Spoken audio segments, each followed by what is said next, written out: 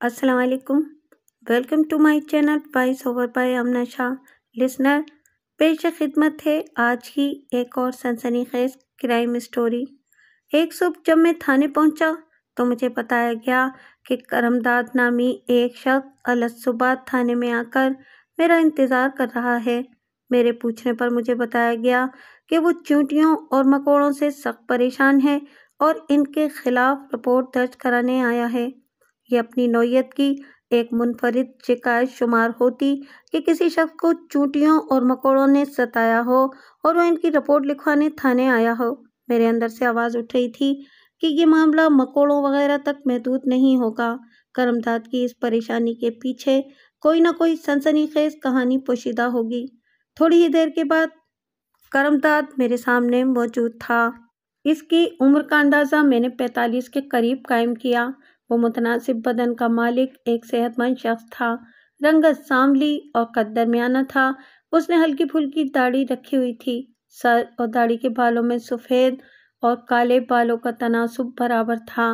जब वो मेरे इशारे पर बैठ चुका तो मैंने पूछा, हाँ भाई करमदाद, क्या मसला है तुम्हारा? मैंने सुना है कि तुम चींटियों की वजह से बहुत परेशान हो। बात परेशानी वाली ही है जनाब, वो गहरी संजीदगी से बोला। उन्होंने मेरे घर को अपने लिए गुजरगाह बना लिया है। अगर गर्मियों का मौसम होता तो मैं करमदाद की बात पर शायद ज़्यादा तवज्जो ना देता, क्योंकि गर्म मौसम में मक्खी, मच्छर और चींटियों वगैरह का निकल आना और खल्क़े खुदा के लिए परेशानी का बाइस बनना एक आम सी बात है। लेकिन इन दिनों मौसम अच्छा खासा ठंडा हो रहा था और इस किस्म की मखलूक़ात की सरगर्मियों की ज़्यादा गुंजाइश नज़र नहीं आती थी। मैंने करमदाद के जवाब में इससे पूछ लिया, ज़रा इस गुज़रगाह की वजाहत भी कर दो जो चींटियों ने तुम्हारे घर में बनाई है। वो कहाँ से आते हैं और किधर जाते हैं? जनाब, वो शाकी नज़रों से मेरी तरफ देखते हुए बोला, ये कमबख्त चींटे मेरे घर की छत से उतर कर सहन में आते हैं, फिर दरमियानी दीवार पर चढ़कर रमज़ानी के घर में चले जाते हैं। तो क्या वो चींटे रमज़ानी के घर से वापस भी आते हैं? मैंने गहरी नज़रों से करमदाद की आंखों में देखते हुए पूछा, या सिर्फ वन वे ट्रैफिक ही चल रही है? वो बदस्तूर शाकी नज़रों से मेरी तरफ देखते हुए बोला, थानेदार जी, आप मेरी बात को मजाक तो नहीं समझ रहे? नहीं करमदाद, मैंने ठहरे हुए लहजे में कहा, कोई चीज़ तुम्हें परेशान कर रही है, इसीलिए तो तुम मेरे पास आए हो। इसमें मजाक समझने वाली कौन सी बात है? ये अल्फाज मैंने इसकी तसल्ली की खातिर अदा किए थे, वरना हकीकत ये थी कि वो मुझे खिसका हुआ महसूस हुआ था। भला ये कोई ऐसी शिकायत थी कि थाने आकर इसकी रिपोर्ट दर्ज कराई जाती? अगरचे मैंने करमदाद की बात को मजाक नहीं समझा था, लेकिन ऐसा भी नहीं था कि मैं इसकी चींटियों वाली शिकायत पर इतना संजीदा हो जाता जैसे किसी खतरनाक मुजरिम ने इसके घर में कोई संगीन वारदात कर दी हो। लेकिन इसके साथ ही लाशऊरी तौर पर मुझे ये भी महसूस हो रहा था कि ये मामला चींटियों और मकोड़ों से बढ़कर है। क्या बढ़कर है? फिलहाल मैं इसका अंदाज़ा लगाने से कासिर था। थानेदार साहब, वो मुझसे मुखातिब होते हुए गंभीर आवाज़ में बोला, अगर गर्मी का मौसम होता तो मैं यही समझता कि धरती की गर्माइश ने इन्हें बिल छोड़कर बाहर आने पर मजबूर कर दिया है और इनका जिधर दिल चाहता है मुंह उठाए चले जा रहे हैं। लेकिन आप खुद देख लें कि आजकल मौसम अच्छा खासा ठंडा हो रहा है। और जहाँ तक आपके सवाल का ताल्लुक है, वो लम्हे भर के लिए रुका और फिर बोला, वो चींटे रमज़ानी के घर में सिर्फ जाते हैं, वहाँ से वापस नहीं आते। वो एक कतार की सूरत में बस चले ही जा रहे हैं, जैसे वहाँ किसी ने इनके लिए दावत का इंतज़ाम कर रखा हो। करमदाद के आखिरी अल्फाज ने मुझे चौंका दिया और मैंने इस चौंकाहट को अपने चेहरे से जाहिर नहीं होने दिया और कदरे सख्त लहजे में कहा, करमदाद, तुम बड़े झल्ले हो। तुम खामखा थाने चले आए। तुम्हें चाहिए था कि रमज़ानी का दरवाज़ा खटखटाते और उसके घर के अंदर जाकर देख लेते कि क्या माजरा है। वो मकोड़े इतने खशू व खजू से कौन सा नेक काम करने रमज़ानी के घर में जा रहे हैं? ये ख्याल तो मेरे जहन में भी आया था थानेदार जी, वो गहरी संजीदगी से बोला, लेकिन मसला ये है कि रमज़ानी के घर पर ताला लगा हुआ है। ताला लगा हुआ है? मैंने बेसाख्ता उसी के अल्फाज दोहरा डाले। कहाँ गया है वो?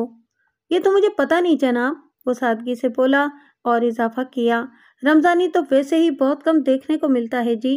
वो कई कई दिन अपने घर में भी नहीं आता। इसकी बीवी और 1 साल का गोशी इसकी राह देखते रहते हैं। वो लम्हे भर के लिए थमा, एक गहरी सांस ली और फिर बोला, मुझे तो लगता है जनाब, नसीब वो घर छोड़कर कहीं चली गई है और अपने साथ गोशी को भी ले गई है। जभी तो घर के दरवाजे पर ताला झूल रहा है। नसीबों से तुम्हारी मुराद रमजानी की बीवी है? मैंने सवालिया नजरों से उसकी तरफ देखा। जी जी, मैं रमजानी की बीवी ही की बात कर रहा हूँ। वो उस बात में गर्दन हिलाते हुए बोला। बड़ी सब्र वाली औरत है जनाब, जो इस शराबी कबाबी के साथ गुजारा कर रही है। वो जुआ खेलता है, नशा करता है और पता नहीं कौन कौन से ऐब हैं इस कमबख्त में, लेकिन मजाल है जो नसीबों इसको छोड़कर जाए। मगर वो तशवीशनाक अंदाज में खामोश हुआ और फिर बात मुकम्मल करते हुए बोला, मगर इस बार तो यही लगता है कि नसीबों ने हिम्मत कर ही ली है।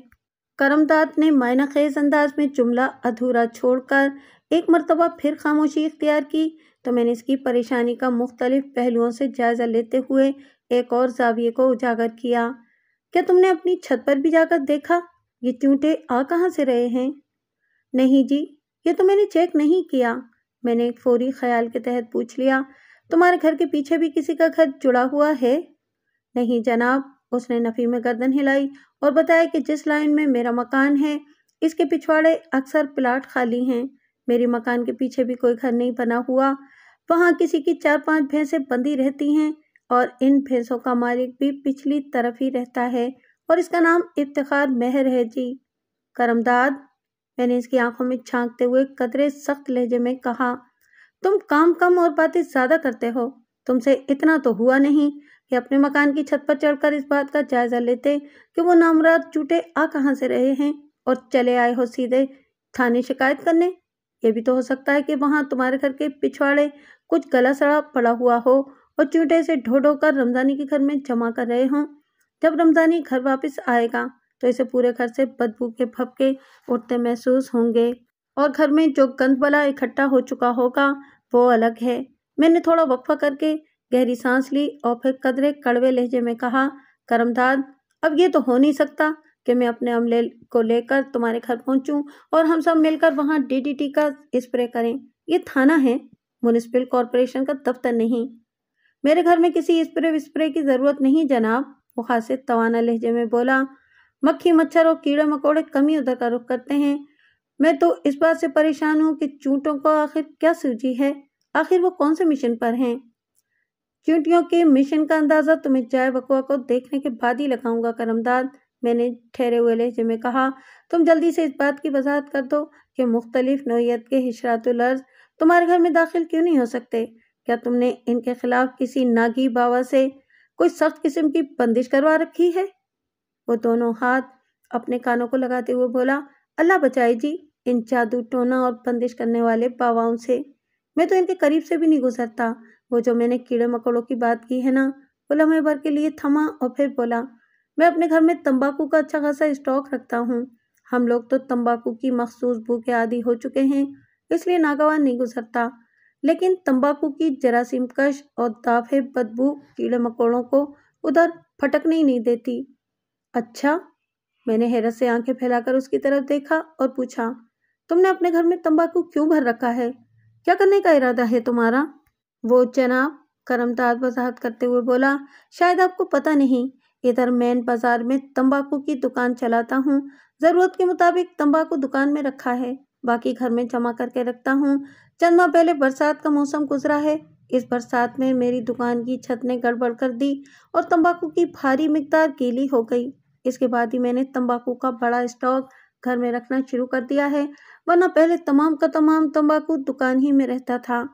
करमदाद की पेश करदा वजाहत में मेरे लिए अहम और काम की बात कोई नहीं थी, लिहाजा मैंने सादे से लहजे में कहा, ये बात मुझे मालूम नहीं थी कि तुम तंबाकू का कारोबार करते हो। फिर मेरे लिए क्या हुक्म है सरकार? उसने सवालिया नजरों से मेरी तरफ देखा। मैंने पहले तो ये सोचा कि इससे कह दूं, जाओ यहाँ से और जाकर खुद ही अपने चूंटों से निपटो, इन पर कीड़े मार दवा का स्प्रे करो या इनकी रह गुजर में से अपने घर को उठाकर कहीं और ले जाओ। मेरा थाना इसके मसले के हल के लिए कुछ नहीं कर सकता। लेकिन फिर पता नहीं क्यों मैंने ठहरे हुए लहजे में से कहा, करमदाद, तुम बाहर जाकर बरामदे में बैठो, मैं अभी चलता हूँ तुम्हारे साथ, फिर पता चल जाएगा कि वो चूंटे आखिर चाहते क्या हैं। कीड़े मकोड़ों और चूंटों के खिलाफ रिपोर्ट दर्ज करके कानूनी कार्रवाई करना एक मजाक से ज्यादा और क्या हो सकता है। और बज़ाहिर ये एक मजाक ही नजर आता था और इस वक्त मैं भी एक अजीब से तसब्बुब का शिकार था। کہ मैं करमदाद के साथ उसके घर जाकर आखिर करूँगा क्या, लेकिन मेरी छठी हिस्स बार बार मुझे इशारा दे रही थी कि मकोड़ों की इस कतार के पीछे कोई संगीन और खतरनाक कहानी छुपी हुई है। करमदाद बेचारे को खुद अंदाजा नहीं था कि इसकी मामूली सी परेशानी कितने बड़े तूफान का पेशखेमा साबित होने वाली है। और वाकई मेरी छठी ने कुछ भी गलत नहीं कहा था। यही सब सोचते हुए मैं करमदाद के हमरा उसके घर पहुंच गया। इन दिनों में टोबा टेक सिंह के एक थाने में तैनात था। ये थाना शहरी हुदूद में वाक़ था। ताहम टोबा टेक सिंह का शहरी हिस्सा जाहिर है लाहौर और कराची का मुकाबला तो नहीं कर सकता था।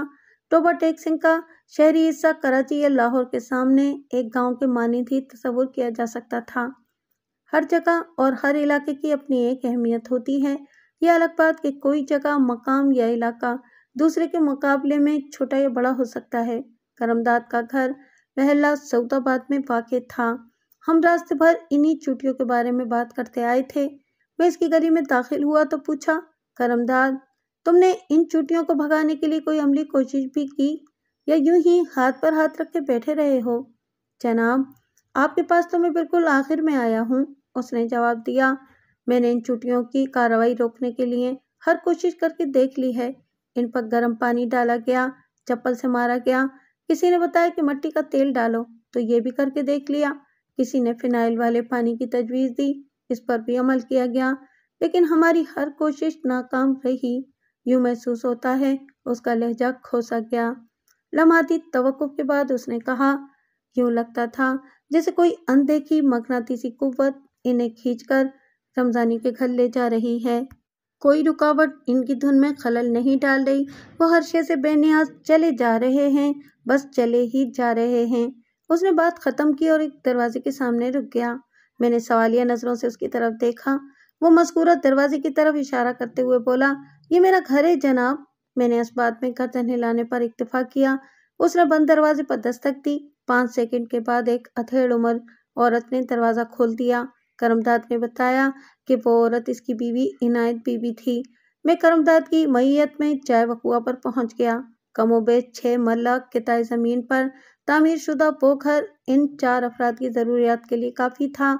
मकान के पिछले हिस्से में 12 बाय 15 फीट के 2 कमरे पहलू व पहलू बने हुए थे, जिनके आगे 8 फीट का बरामदा था, जो मशक्की दीवार से मगरबी दीवार तक चला गया था। बरामदे के बाद मशक्की दीवार के साथ बावर्ची खाना और बाथरूम बिल तरतीब बने हुए थे। बाथरूम के इख्तिताम पर 10 बाय 12 फीट का एक कमरा था, जो बैठक के तौर पर इस्तेमाल होता था। बाथरूम, बावर्ची खाना और बैठक के सामने एक कुशादा सहन था। मकान की मगरबी दीवार के साथ कोई तामीर नजर नहीं आती थी। 8 फुटी ये दीवार करमदाद और रमजानी के घर की मुश्तरका दीवार थी और इसी दीवार के आर पार इन चूटों ने अपनी सरगर्मी जारी रखी हुई थी। मैं जब करमदाद के पीछे दाखिली दरवाजे से अंदर सहन में पहुंचा तो मुझे घर के अंदर एक अजीब सी बू फैली हुई महसूस हुई, जिसे किसी भी सूरत में खुशगवार नहीं कहा जा सकता था।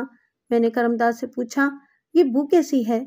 करमदाद की बीवी इनायत बीबी हमारे लिए दरवाज़ा खोलने के बाद किसी अंदरूनी कमरे में चली गई थी और इस वक्त सहन में हम दोनों के सिवा और कोई भी नहीं था।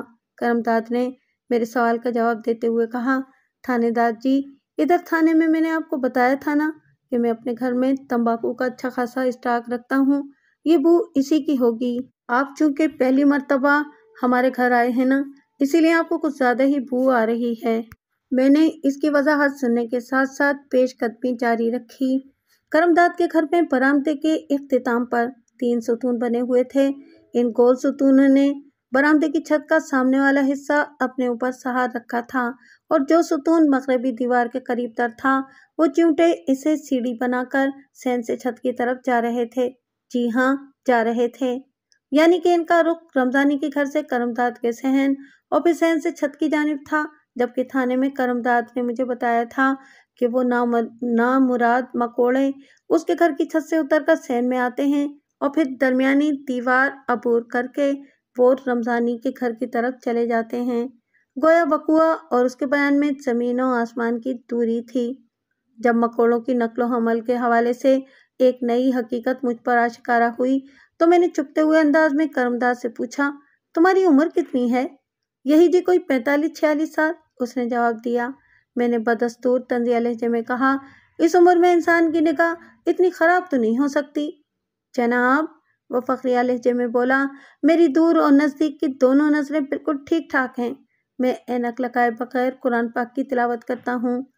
کلام الہی کی تلاوت کرنا بڑی اچھی بات ہے، اینک لگا کر کریں یا اینک کے بغیر؟ میں نے گہری سنجیدگی سے کہا۔ میرا اشارہ دراصل کسی اور جانب تھا۔ کس جانب سرکار؟ وہ الجھن زدہ انداز میں مجھے دیکھنے لگا۔ میں نے ستون پر متحرک مکوڑوں کی قطار کی سمت انگلی سے اشارہ کرتے ہوئے کہا، مجھے لگتا ہے کہ تمہاری نظر ہی نہیں بلکہ دماغ کا بھی خانہ خراب ہو چکا ہے۔ وہ اور الجھ گیا اور قدرے پریشان لہجے میں بولا، تھانے دار صاحب، میں آپ کی بات کو سمجھ نہیں سکا جناب۔ ان مکوڑوں کو غور سے دیکھو کرمداد، میں نے ٹھہرے ہوئے لہجے میں کہا، پھر تمہیں پتہ چل جائے گا کہ یہ رمضانی کے گھر جا رہے ہیں یا وہاں سے آ رہے ہیں۔ اوہ، وہ متاسفانہ انداز میں بولا، یہ تو اوپر کی طرف جا رہے ہیں۔ دراصل ہوا یہ ہوگا کہ وہاں چوٹیوں کی دو قطاریں ہوں گی، کوئی آ رہا ہوگا اور کوئی جا رہا ہوگا، اس لیے کرمداد الجھ کر رہ گیا تھا۔ اس صورتحال میں اہم بات یہ معلوم ہوئی کہ ان چوٹیوں کی دلچسپی کا مرکز رمضانی کا گھر تھا، لہٰذا چھت کا رخ کرنے سے پہلے رمضانی کے گھر کا جائزہ لینا ضروری تھا، اور کرمداد کے بقول وہ گھر بند پڑا ہوا تھا۔ میں مکوڑوں کی قطار کے ساتھ پیچھے کی جانب بڑھا اور اس دیوار کے پاس پہنچ گیا جس پر سے گزر کر وہ کرمداد کے صحن میں اتر رہے تھے، اور اسی لمحے مجھے وہ عجیب و غریب بو دوبارہ محسوس ہوئی جو کرمداد کے صحن میں قدم رکھتے وقت نتنوں کے راستے میرے دماغ تک پہنچی تھی۔ میرے دماغ میں سرخ بتی سی جلنے بجھنے لگی۔ میں نے مذکورہ دیوار کی سمت ناک اٹھا کر اور نتنے پھلا کر پوری توجہ سے سونگھنے کی کوشش کی، اور اگلے ہی لمحے مجھے یقین ہو گیا کہ وہ ناگوار بو رمضانی کے گھر کی طرف سے آ رہی تھی۔ میں نے کرمداد کی جانب دیکھتے ہوئے اضطراری لہجے میں کہا، کرمداد، رمضانی کے گھر میں کوئی گڑبڑ ہے؟ یہ بدبو ادھر سے ہی آ رہی ہے۔ کون سی بو جناب؟ وہ حیرت سے میری طرف دیکھنے لگا۔ تمباکو سونگ سونگ کر تمہاری ناک اور دماغ بند ہو چکے ہیں کرمداد، میں نے ڈانٹ آمیز انداز میں کہا۔ ہمیں فوری طور پر رمضانی کے گھر میں داخل ہونا ہوگا تاکہ پتہ چلے یہ مکوڑے وہاں سے لا کیا رہے ہیں۔ مجھے یقین ہے کہ کوئی سنسنی خیز انکشاف ہونے والا ہے۔ ہم رمضانی کے گھر میں داخل کیسے ہوں گے تھانے دار صاحب؟ وہ تامل کرتے ہوئے بولا، وہ لوگ تو گھر پر نہیں ہیں، باہر دروازے پر اتنا بڑا تالا جھول رہا ہے۔ میرے جی میں آئی کہ اسے بہت زور سے چھڑک دوں، پتہ نہیں وہ کس دنیا میں رہتا تھا، لیکن میں نے اپنے ارادے پر عمل نہیں کیا اور اس سے کہا، کرمداد، جو چیز بند ہو اسے کھولا بھی جا سکتا ہے، اور میں رمضانی کا گھر تمہارے سامنے کھولوں گا۔ تم ذرا رمضانی کے ادھر والے پڑوسی کو بلاؤ۔ رمضانی کے گھر کی ایک جانب تو کرمداد کا مکان تھا اور دوسری طرف جو شخص آباد تھا اس کا نام بعد میں یعقوب معلوم ہوا۔ میں ان دونوں پڑوسیوں کی موجودگی میں تالا توڑ کر رمضانی کے گھر میں داخل ہونے کا ارادہ کر چکا تھا۔ مجھے پوری امید تھی وہاں سنسنی خیز انکشافات میرے منتظر ہوں گے۔ جو مخصوص بدبو میرے ناک کے ذریعے دماغ تک پہنچ رہی تھی وہ وہاں پر کئی انکہی تشویشناک کہانیوں کو جنم دے رہی تھی۔ کرمداد نے میرے حکم پر فوراً اسبات میں گردن ہلائی اور گھر کے بیرونی دروازے کی طرف قدم بڑھا دیے۔ میں بھی اس کی تقلید میں چل پڑا۔ اگلے ہی لمحے ہم دونوں گلی میں تھے۔ گلی میں کھڑے ہو کر مکانوں کی تعمیراتی تقسیم سے اندازہ ہو رہا تھا کہ رمضانی کا گھر بمشکل 3 مرلے کا ہوگا، جبکہ یعقوب کا مکان لگ بھگ 5 مرلے زمین پر بنا ہوا تھا، اور کرمداد کے گھر کی تفصیل تو میں پہلے ہی بتا چکا ہوں۔ رمضانی کا بند گھر یعقوب اور کرمداد کے گھر کے بیچ میں واقع تھا۔ کرمداد جلدی سے یعقوب کو بلا لایا۔ اس کی عمر 55 کے آس پاس تھی۔ وہ دراز قامت اور متناسب جسم کا مالک تھا۔ اس نے شرعی داڑھی رکھی ہوئی تھی جس میں سفید بال بھی جھلک رہے تھے۔ وہ صورت شکل اور رکھ رکھاؤ سے ایک معزز آدمی نظر آتا تھا۔ کرمداد نے مجھے بتایا کہ وہ سعود آباد کی مدینہ مسجد میں پیش امام تھا۔ میں نے نہایت مختصر الفاظ میں یعقوب کو موجودہ صورتحال سے آگاہ کیا اور پوچھا، کیا آپ کے گھر میں بھی یہ چوٹے کسی قسم کی کوئی سرگرمی دکھا رہے ہیں؟ نہیں جناب، اس نے نفی میں گردن ہلائی اور بتایا کہ میری طرف تو ایسی کوئی بات نہیں۔ یعقوب کے مرتبے اور مقام کو دیکھتے ہوئے میں اسے آپ سے مخاطب کر رہا تھا۔ اس کے جواب پر میں نے اطمینان بھری سانس خارج کی، جس کا مطلب یہ تھا کہ اس کے گھر کا معائنہ کرنے کی قطعاً کوئی ضرورت نہیں تھی۔ میں نے مزید پوچھا، مولانا، کیا آپ کو رمضانی کے گھر کی طرف سے کسی قسم کی بدبو آ رہی ہے؟ تھانے دار صاحب، رمضانی جس کا نام ہے نا، یہ بہت ہی گندا انسان ہے۔ وہ چہرے پر ناگواری کے تاثرات سجاتے ہوئے بولا۔ میں اسے سمجھا کر تھک گیا ہوں، پر اس کی کھوپڑی میں ایک لمحے کے لیے بھی نصیحت نہیں ٹھہرتی۔ یہ اپنی غلیظ حرکتوں سے باز ہی نہیں آتا۔ اور وہ جو آپ نے بدبو کی بات پوچھی ہے نا، وہ لمحے بھر کو سانس لینے کے لیے رکا اور پھر کہا، جناب میں تو جب اس کا نام سنتا ہوں نا، اس کا تصور کرتا ہوں تو اس کا سیاہ اعمال نامہ میری نگاہ میں گھوم جاتا ہے اور یقین کریں مجھے ایک ناگوار سی بو کا احساس ہونے لگتا ہے۔ یعقوب نے جملہ ادھورا چھوڑ کر خاموشی اختیار کی تو میں سمجھ گیا کہ اس کے دماغ کا مخصوص حصہ ترازو لے کر بیٹھ گیا ہے، جس میں لوگوں کے اعمال ناموں کی جانچ پڑتال ہوگی اور ان کے گناہ و ثواب کا شمار کیا جائے گا۔ میں اس نوعیت کی بحث کا دروازہ نہیں کھولنا چاہتا تھا، لہٰذا موضوع کو تبدیل کرتے ہوئے اس سے پوچھ لیا، جی آپ کو کچھ اندازہ ہے کہ رمضانی کا گھر کب سے بند ہے؟ میں پچھلے 3-4 دن سے یہاں تالا دیکھ رہا ہوں، وہ دروازے کی طرف دیکھتے ہوئے بولا۔ میں نے پوچھا، آپ رمضانی کے پڑوسی ہیں؟ آپ کو یہ تو پتہ ہی ہوگا کہ وہ بیوی بچوں کے ساتھ کہاں گیا ہے۔ نہیں جناب، مجھے اس کے بارے میں کوئی علم نہیں۔ ایک مرتبہ پھر اس نے نفی میں جواب دیا۔ میں ان لوگوں کے معاملات میں زیادہ دلچسپی نہیں لیتا۔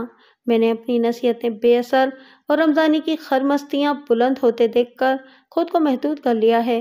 البتہ میری گھر والی رمضانی کی بیوی نصیبوں سے میل ملاقات رکھتی ہے اور اس کی زبانی مجھے ان کے حالات کی خبر ملتی رہتی ہے، لیکن افسوس کہ اس وقت صفیہ بھی آپ کی کوئی مدد نہیں کر سکتی۔ وہ پچھلے 1 ہفتے سے اپنے میکے جھنگ گئی ہوئی ہے۔ صفیہ یعقوب کی بیوی کا نام تھا۔ بعد ازاں مجھے معلوم ہوا کہ وہ ایک بے اولاد جوڑا تھا۔ ان کی شادی کو کم و بیش 20 سال ہو چکے تھے۔ بس تو پھر ایک ہی صورت باقی رہ جاتی ہے۔ میں نے رمضانی کے دونوں پڑوسیوں کو باری باری دیکھتے ہوئے فیصلہ کن انداز میں کہا، رمضانی کے گھر کا تالا توڑ کر اندرونی حالات کا جائزہ لینا ہوگا تاکہ پتہ چلے کہ مکوڑے ادھر کیا کرنے جاتے ہیں اور وہاں سے کیا لے کر واپس آتے ہیں اور وہاں سے کس قسم کی بدبو اٹھ رہی ہے۔ وہ دونوں تائیدی انداز میں مجھے دیکھنے لگے۔ میں نے کرمداد کو بھیج کر ایک ہتھوڑا منگوایا اور تھوڑی سی کوششوں کے بعد میں رمضانی کے گھر کا بیرونی دروازہ کھولنے میں کامیاب ہو گیا۔ وزنی ہتھوڑے کی کاری ضربوں سے تالا تو نہیں ٹوٹ سکا، البتہ وہ کنڈی جڑ سے اکھڑ گئی تھی جس میں مذکورہ سخت جان ڈھیٹ قسم کا تالا لگا ہوا تھا۔ بہرحال میں نے اپنا مقصد حاصل کر لیا تھا۔ رمضانی والے گھر کا رقبہ چونکہ کم تھا، اس لیے وہ مکان پتلا اور لمبوترا سا لگ رہا تھا۔ بیرونی دروازہ کھول کر ہم سین میں آ گئے۔ میرے قدم بے ساختہ اس دیوار کی جانب اٹھنے لگے جو کرمداد کے گھر کی جانب تھی۔ وہ دونوں بھی میرے پیچھے ادھر ہی بڑھتے چلے آئے۔ میں دیوار کے نزدیک پہنچ کر مکوڑوں کا جائزہ لینے لگا۔ وہ بڑی سرعت سے قطار بنائے دیوار پر چڑھ کر کرمداد کے گھر میں اتر رہے تھے۔ میں اس ٹریفک کی مخالف سمت بڑھنے لگا، یعنی جدھر سے وہ مکوڑے آ رہے تھے۔ رمضانی کے گھر میں مختصر سے صحن کے اختتام پر ایک کمرہ تھا جس کا دروازہ اندر سے بند تھا، تاہم اس پر تالا نظر نہیں آ رہا تھا اور وہ شریر مکوڑے اسی بند دروازے کے نیچے سے نکل کر دیوار کی سمت بڑھ رہے تھے۔ اس کا مطلب یہی تھا کہ جو بھی رونگٹے کھڑے کر دینے والا معاملہ تھا وہ اسی بند دروازے کے عقب میں تھا۔ ایک اور بات میں نے خاص طور پر محسوس کی کہ وہ ناگوار بو جو میں نے کرمداد کے گھر میں رہتے ہوئے محسوس کی تھی، رمضانی کے گھر میں آنے کے بعد اس کا احساس بڑھ گیا تھا۔ میں نے کرمداد کی طرف دیکھتے ہوئے تہکمانہ لہجے میں کہا، کمرے کا دروازہ کھول دو اور اس سے پہلے مجھے یہ بتاؤ کہ تمہارے تمباکو بسے دماغ تک بدبو پہنچی کہ نہیں؟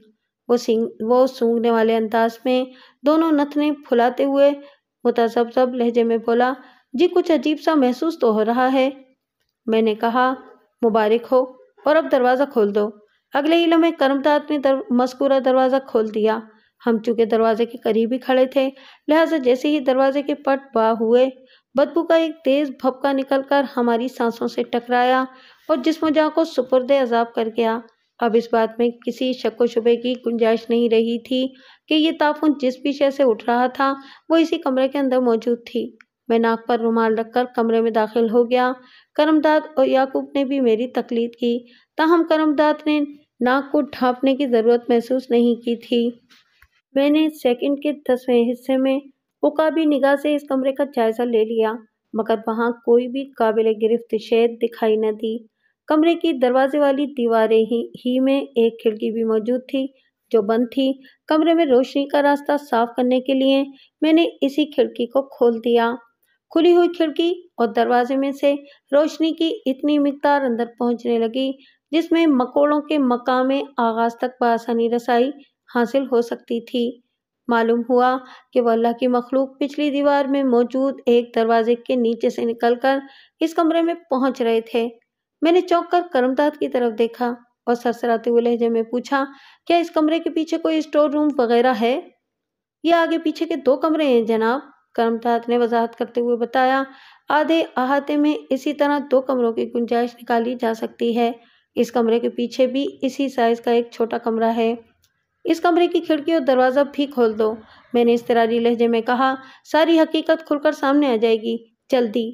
और फिर मज़कूरा कमरे की खिड़की और दरवाज़ा खुलने के बाद जो हकीकत तुलू हुई वो मेरी छठी हिस्स की निशानदही के ऐन मुताबिक रोंगटे खड़े कर देने वाली थी। दरमियानी दीवार वाली खिड़की और दरवाजे में से अंदर पहुंचने वाली रोशनी में मैंने जो दिल लर्जा देने वाला मंजर देखा उसने एक लम्हे के लिए मेरे दिलो दिमाग को झंझोड़ कर रख दिया था। मैंने अपनी पेशावराना जिंदगी में एक से बढ़कर एक इबरतनाक और वहशत अंगेज मनाजिर देखे थे, लेकिन वो मंजर अपनी हैबत और दहशत के हवाले से सब पर सबकत ले गया था।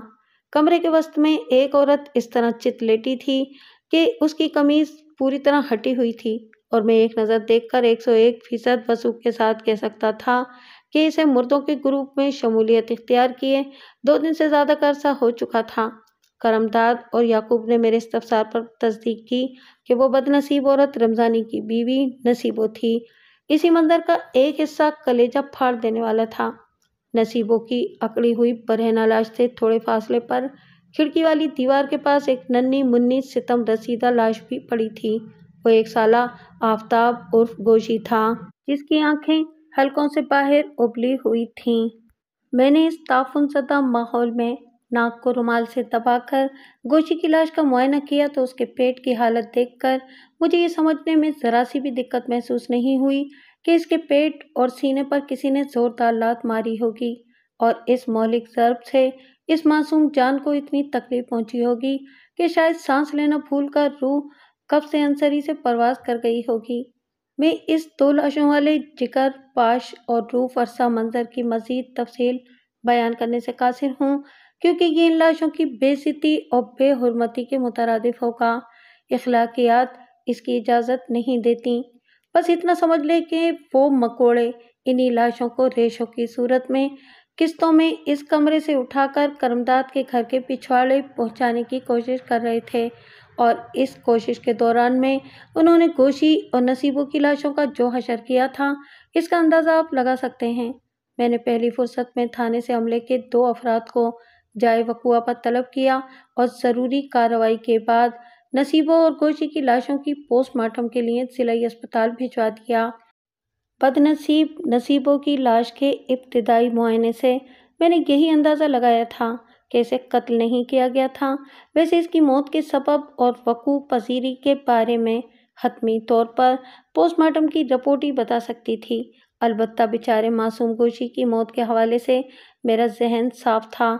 इसका पिचका हुआ पेट और कुचली हुई पसलियाँ बड़ी खुली और भयानक कहानी सुना रही थीं। इस सिलसिले में किसी गलतफहमी का सवाल ही पैदा नहीं होता था। मैं करमदाद और याकूब के साथ रमज़ानी के घर के मुख्तसर से शहर में खड़ा था। ये दोनों इन माँ बेटे के पड़ोसी थे और इनसे ज़्यादा इन दोनों के बारे में और कोई नहीं जानता था। लिहाजा 2 लाशों का मुअम्मा हल करने के लिए मुझे इन्हीं से पूछगछ करना थी। मैंने करमदाद की तरफ देखते हुए सादा से लहजे में कहा, चलो तुम्हारा मसला तो हल हो गया, अब ये मकोड़े तुम्हारे घर से रुखसत हो जाएंगे। इनके लिए रमज़ानी के घर में दिलचस्पी का सामान मौजूद नहीं रहा। तुम खुश तो हो ना? जनाब, ये सच है कि अब ये चूंटे मेरे घर की जान छोड़ देंगे, लेकिन वो दिल गिरफ्तार लहजे में बोला, लेकिन मौजूदा सूरत हाल में खुश होने का तो सवाल ही पैदा नहीं होता। आपने खुद देखा है ना, अभी अभी 2 लाशें यहाँ से उठाई गई हैं। ऐसे में कोई किस तरह खुश हो सकता है? हाँ, मैंने देखा है, लेकिन ये दोनों लाशें मैंने ही उठवाकर सरकारी अस्पताल भिजवाई हैं, मैंने ठहरे हुए लहजे में कहा। और अब मुझे उस शख्स की तलाश है जिसने जीते जागते इंसानों को मौत के हवाले कर दिया। तुम मेरा मतलब समझ रहे हो ना? करमदाद ने इस बात में सर हिलाने पर इत्तेफाक किया। याकूब ने तशवीशनाक लहजे में कहा, मुझे तो ये सब इसी बदबख्त रमजानी का किया धरा लगता है। मैं भी इसी के बारे में सोच रहा हूँ। करमदाद ने गहरी संजीदगी से कहा, और मैं भी। मैंने बारी बारी करमदाद और याकूब की आंखों में देखते हुए कहा, तुम दोनों रमजानी के पड़ोसी हो, लिहाजा मैं तफ्तीश का आगाज तुम ही से करूँगा। तुम लोग मुझे बताओगे कि रमजानी कहाँ गया है या इसे कहाँ ढूंढा जा सकता है। जनाब, मैं तो इसके मुंह लगना पसंद ही नहीं करता था। मौलाना याकूब ने बुरा सा मुंह बनाते हुए कहा, वो शराबी, कबाबी और जुएबाज कुछ भी कर सकता है, ऐसे लोगों से कुछ भी बईद नहीं। ठीक कहते हो मौलाना साहब। करमदाद ने शाकी नजरों से याकूब की तरफ देखते हुए कहा, आप रमजानी को मुंह लगाना पसंद नहीं करते थे और आपकी बीवी की नसीबों के बगैर रोटी हजम नहीं होती थी। सबसे ज्यादा आप ही लोगों के एहसानात थे इन पर। हाँ, मैं ये बात मानता हूँ कि सफिया नसीबों का बहुत ख्याल रखती थी। मौलाना ने ताइदी अंदाज में कहा, सफिया एक खुदा तर्ज और हमदर्द दिल रखने वाली औरत है, और रमजानी ने नसीबों और गोशी की जो हालत बना रखी थी वो बड़ी अफसोसनाक और काबिल रहम थी। जो भी देखता और जो भी सुनता उसका दिल कट जाता। पड़ोसी होने के नाते हम दोनों पर वाजिब था कि इन सितम रसीदा माँ बेटे का ख्याल रखें। आप लोगों का तो मुझे पता नहीं, लेकिन मेरी बीवी हक के हमसायगी ज़रूर निभाती रही है। अपनी तौफीक के मुताबिक वो इन माँ बेटे के साथ अच्छा सलूक करने की कोशिश करती रही है। जबकि आप रमजानी को सख्त नापसंद करते थे। करमदाद के लहजे में तंज शामिल था। मेरी पसंद और नापसंद का ताल्लुक रमजानी के किरदार और फ़ेल से था। मौलाना ने मुतहम्मिल लहजे में कहा, जहाँ तक नसीबों और गोशी का सवाल है तो मैं पूरी सच्चाई के साथ कहूँगा कि मुझे इन दोनों से दिली हमदर्दी थी। आप लोग आपस में उलझने के बजाय मेरी मदद और रहनुमाई करें। मैंने कदरे सख्त लहजे में कहा, मुझे जल्दी से जल्द रमजानी तक पहुँचना है। आप इस सिलसिले में मुझसे क्या ताउन कर सकते हैं? जनाब, मैं तो आपसे माजरत ही चाहूँगा। मौलाना याकूब ने कहा, अगर करमदाद कोई मदद कर सके तो मुझे खुशी होगी। वैसे मैं आपको एक इशारा दे सकता हूँ। याकूब ने पुरस्कार अंदाज में जुमला अधूरा छोड़ा तो मैं पूछे बिना न रह सका, कौन सा इशारा मौलाना? अगर आपको रमजानी के बारे में कुछ मालूम करना है तो इसके साथियों को कुरे दें। मुझे यकीन है कि वो लोग ज़रूर इसके ग़याब के हवाले से बहुत कुछ जानते होंगे। कौन साथी? मैंने इज़्तिरारी लहजे में दरियाफ्त किया। वही साथी जिनके साथ उसका उठना बैठना था। याकूब ने जवाब दिया, वो ऐसे साथियों को क्या कहते हैं, हम प्याला हो हम निवाला। आपने जब इतना अहम इशारा दिया है तो रमजानी के किसी साथी की निशानदेही भी कर दें। मैंने मौलाना की आंखों में देखते हुए कहा, मेरे इल्म के मुताबिक उसका ज़्यादा मेल जोल सावल नामी एक बंदे के साथ था। उसने बताया, ये लोग कहाँ जाकर अपना मुंह और नामाए आमाल सया करते थे, इसके बारे में तो मुझे कुछ भी इल्म नहीं। मैंने रमजानी के घर से बाहर निकलते हुए मौलाना याकूब से पूछा, और ये सांवल मिलेगा कहाँ? सांवल सब्जी मंडी में एक आड़ती नवाबुद्दीन के पास काम करता है जनाब, उसने बताया। सांवल वहाँ पांडी है और मंडी का टाइम ख़त्म होने के बाद भी उधर ही पाया जाता है। हम रमजानी के घर से बाहर आ गए। मैंने करमदाद की तरफ देखते हुए पूछा, ये मकान रमजानी का अपना था या वो यहाँ एक किराएदार की हैसियत से रहता था? एक जुआरी और शराबी के पास अपना मकान कहाँ होता है जनाब? करमदाद ने सरसरी लहजे में जवाब दिया, और अगर इत्तेफाक से हो भी तो वो कितने दिन अपना रह सकता है? ऐसे लोग तो अपने बीवी बच्चे भी दांव पर लगा देते हैं। तो तुम्हारे कहने का मतलब है कि वो यहाँ किराए पर रह रहा था? जी हाँ, करमदाद और याकूब ने बैक ज़बान होकर बताया। मैंने पूछा, इस घर का मालिक मकान कौन है? गफूर शाह। याकूब ने जवाब दिया, वो उधर मदीना मस्जिद के करीब ही रहता है। मुझे उधर जाना है, अगर आप कहें तो मैं इसे आपके पास भेज देता हूँ। हाँ हाँ, ये काम आप ज़रूर करें, मैंने इस बात में गर्दन हिलाते हुए कहा, और इससे ये भी कहें कि आते हुए एक ताला और किसी ऐसे शख्स को भी ले आए जो कुंडी वगैरह लगाने का काम जानता हो। जाए वकुआ को खुला तो नहीं छोड़ा जा सकता। मौलाना याकूब मेरी हिदायत पर अमल करने का वादा करके वहाँ से रुखसत हो गया। मैंने करमदाद से कहा, आओ अब तुम्हारे घर चलते हैं। मेरे घर? उसने हैरत भरी नज़र से मुझे देखा। मैंने सरसरी लहजे में कहा कि घबराओ नहीं करमदाद, मुझे तुम्हारे घर में इन माँ बेटे के कातिल को तलाश नहीं करना। बस मुझे तुम और तुम्हारी बीवी से तुम्हारे पड़ोसी رمضانی اور اس کی گھر والی کے بارے میں کچھ باتیں پوچھنی ہیں۔ اوہ، اس نے ایک اطمینان بھری سانس خارج کی اور میرے ساتھ چل پڑا۔ 1 منٹ کے بعد میں دوبارہ کرمداد کے گھر میں تھا۔ وہ مجھے بیٹھک میں لے گیا۔ میں کرسی پر بیٹھ گیا۔ میں نے چند لمحات میں ہی بیٹھک کا جائزہ لے لیا۔ بالکل سادہ سی بیٹھک تھی۔ کرمداد کے بیٹھ جانے کے بعد میں نے اسے پوچھا، رمضانی کو تمہارے پڑوس میں رہتے ہوئے کتنا عرصہ ہوا تھا؟ یہی جی، کوئی 2 سوا 2 سال، اس نے عام سے لہجے میں جواب دیا۔ میں نے کہا، 2 سال اچھا خاصا عرصہ ہوتا ہے کرمداد، اور اگر کوئی فیملی اتنے عرصے تک کسی کے پڑوس میں آباد رہے تو اس کے بارے میں بہت کچھ پتہ چل جاتا ہے۔ میں لمحے بھر کے لیے رکا اور پھر کہا، تم اور تمہاری بیوی پوری دیانتداری سے مجھے رمضانی اور اس کی بیوی بچے کے بارے میں بتاؤ گے، سب کچھ اور پوری تفصیل کے ساتھ؟ ٹھیک ہے جناب، وہ اس بات میں گردن ہلاتے ہوئے بولا۔ میں عنایتہ کو ادھر ہی بلا لیتا ہوں، ہمیں ان کے بارے میں جو کچھ بھی پتا ہے وہ آپ کو ضرور بتائیں گے۔ ادھر یہ بات میں کر ہی رہا تھا کہ غفور شاہ تالے، چابی اور کنڈی والے کو ساتھ لے کر جائے وقوع پر پہنچ گیا۔ غفور شاہ اس مکان کا مالک تھا جس کے پچھلے کمرے میں سے میں نے ماں بیٹے کی لاشیں اٹھوا کر پوسٹ مارٹم کے لیے سرکاری اسپتال بھجوائی تھیں۔ غفور شاہ ایک دراز قامت، باریش اور اکیرے بدن کا مالک تھا۔ جائے وقوع پر پہنچنے سے پہلے ہی اسے اس اندوناک واقعے کی خبر ہو چکی تھی۔ اس لرزہ خیز واقعے کا احوال لگ بھگ پورے سعود آباد میں پھیل چکا تھا۔ میں نے نہایت ہی مختصر الفاظ میں غفور شاہ کو تازہ ترین صورتحال سے آگاہ کیا اور گھر کے حوالے سے اسے ضروری ہدایات بھی دیں۔ وہ میری بات کو اچھی طرح سمجھ گیا اور تائیدی انداز میں گردن ہلاتے ہوئے بولا، آپ فکر ہی نہ کریں تھانے دار صاحب، سب کام آپ کے حکم کے عین مطابق ہوگا۔ میں دروازے پر کنڈی اور نیا تالا لگوانے کے بعد اس کی چابی آپ کے حوالے کر دیتا ہوں۔ جب تک آپ اس معاملے کو حل نہیں کر لیتے میرا مکان آپ کی تحویل میں رہے گا۔ غفور شاہ، تم تو خاصی سمجھدار انسان ہو، میں نے ستائشی نظر سے اس کی طرف دیکھتے ہوئے کہا۔ ذرا سوچ کر یہ بھی بتاؤ کہ ان ماں بیٹے کے ساتھ کیا واقعہ پیش آیا ہوگا اور یہ کہ رمضانی کہاں غائب ہے؟ اس نے اپنے علم اور تجربے اور مشاہدے کی روشنی میں رمضانی اینڈ کمپنی کے بارے میں ایک رائے دے دی۔ میں نے اس کا شکریہ ادا کیا اور کرمداد کے ساتھ اس کے گھر کی بیٹھک میں آ بیٹھا۔ تھوڑی دیر کے بعد عنایتہ بھی وہیں آ گئی اور میں نے نہایت ہی سنجیدگی کے ساتھ ان میاں بیوی سے سوالات شروع کر دیے۔ کرمداد، عنایت بی بی، غفور شاہ اور مولانا یعقوب کے بیانات کو یکجا کر کے رمضانی وغیرہ کے بارے میں مجھے جو کچھ معلوم ہوا میں اس کا خلاصہ آپ کی خدمت میں پیش کر دیتا ہوں تاکہ میرے ساتھ ساتھ آپ بھی اس کیس کے پس منظر سے آگاہ ہو جائیں۔ ایک بات کی وضاحت کر دوں کہ ان میں سے بہت سی باتوں کا مجھے بعد میں پتہ چلا تھا، لیکن اس خیال سے کہ واقعات میں تسلسل قائم رہے میں نے انہیں ترتیب بار پیش کر دیا ہے۔ جیسا کہ اوپر بتایا جا چکا ہے کہ رمضانی اپنی بیوی کے ساتھ کوئی 2 سال پہلے محلہ سعود آباد میں آیا تھا اور غفور شاہ سے مکان کرائے پر لے کر اس نے کرمداد کے پڑوس میں رہنا شروع کر دیا تھا۔ گوشی کی پیدائش 1 سال پہلے اسی مکان میں ہوئی تھی۔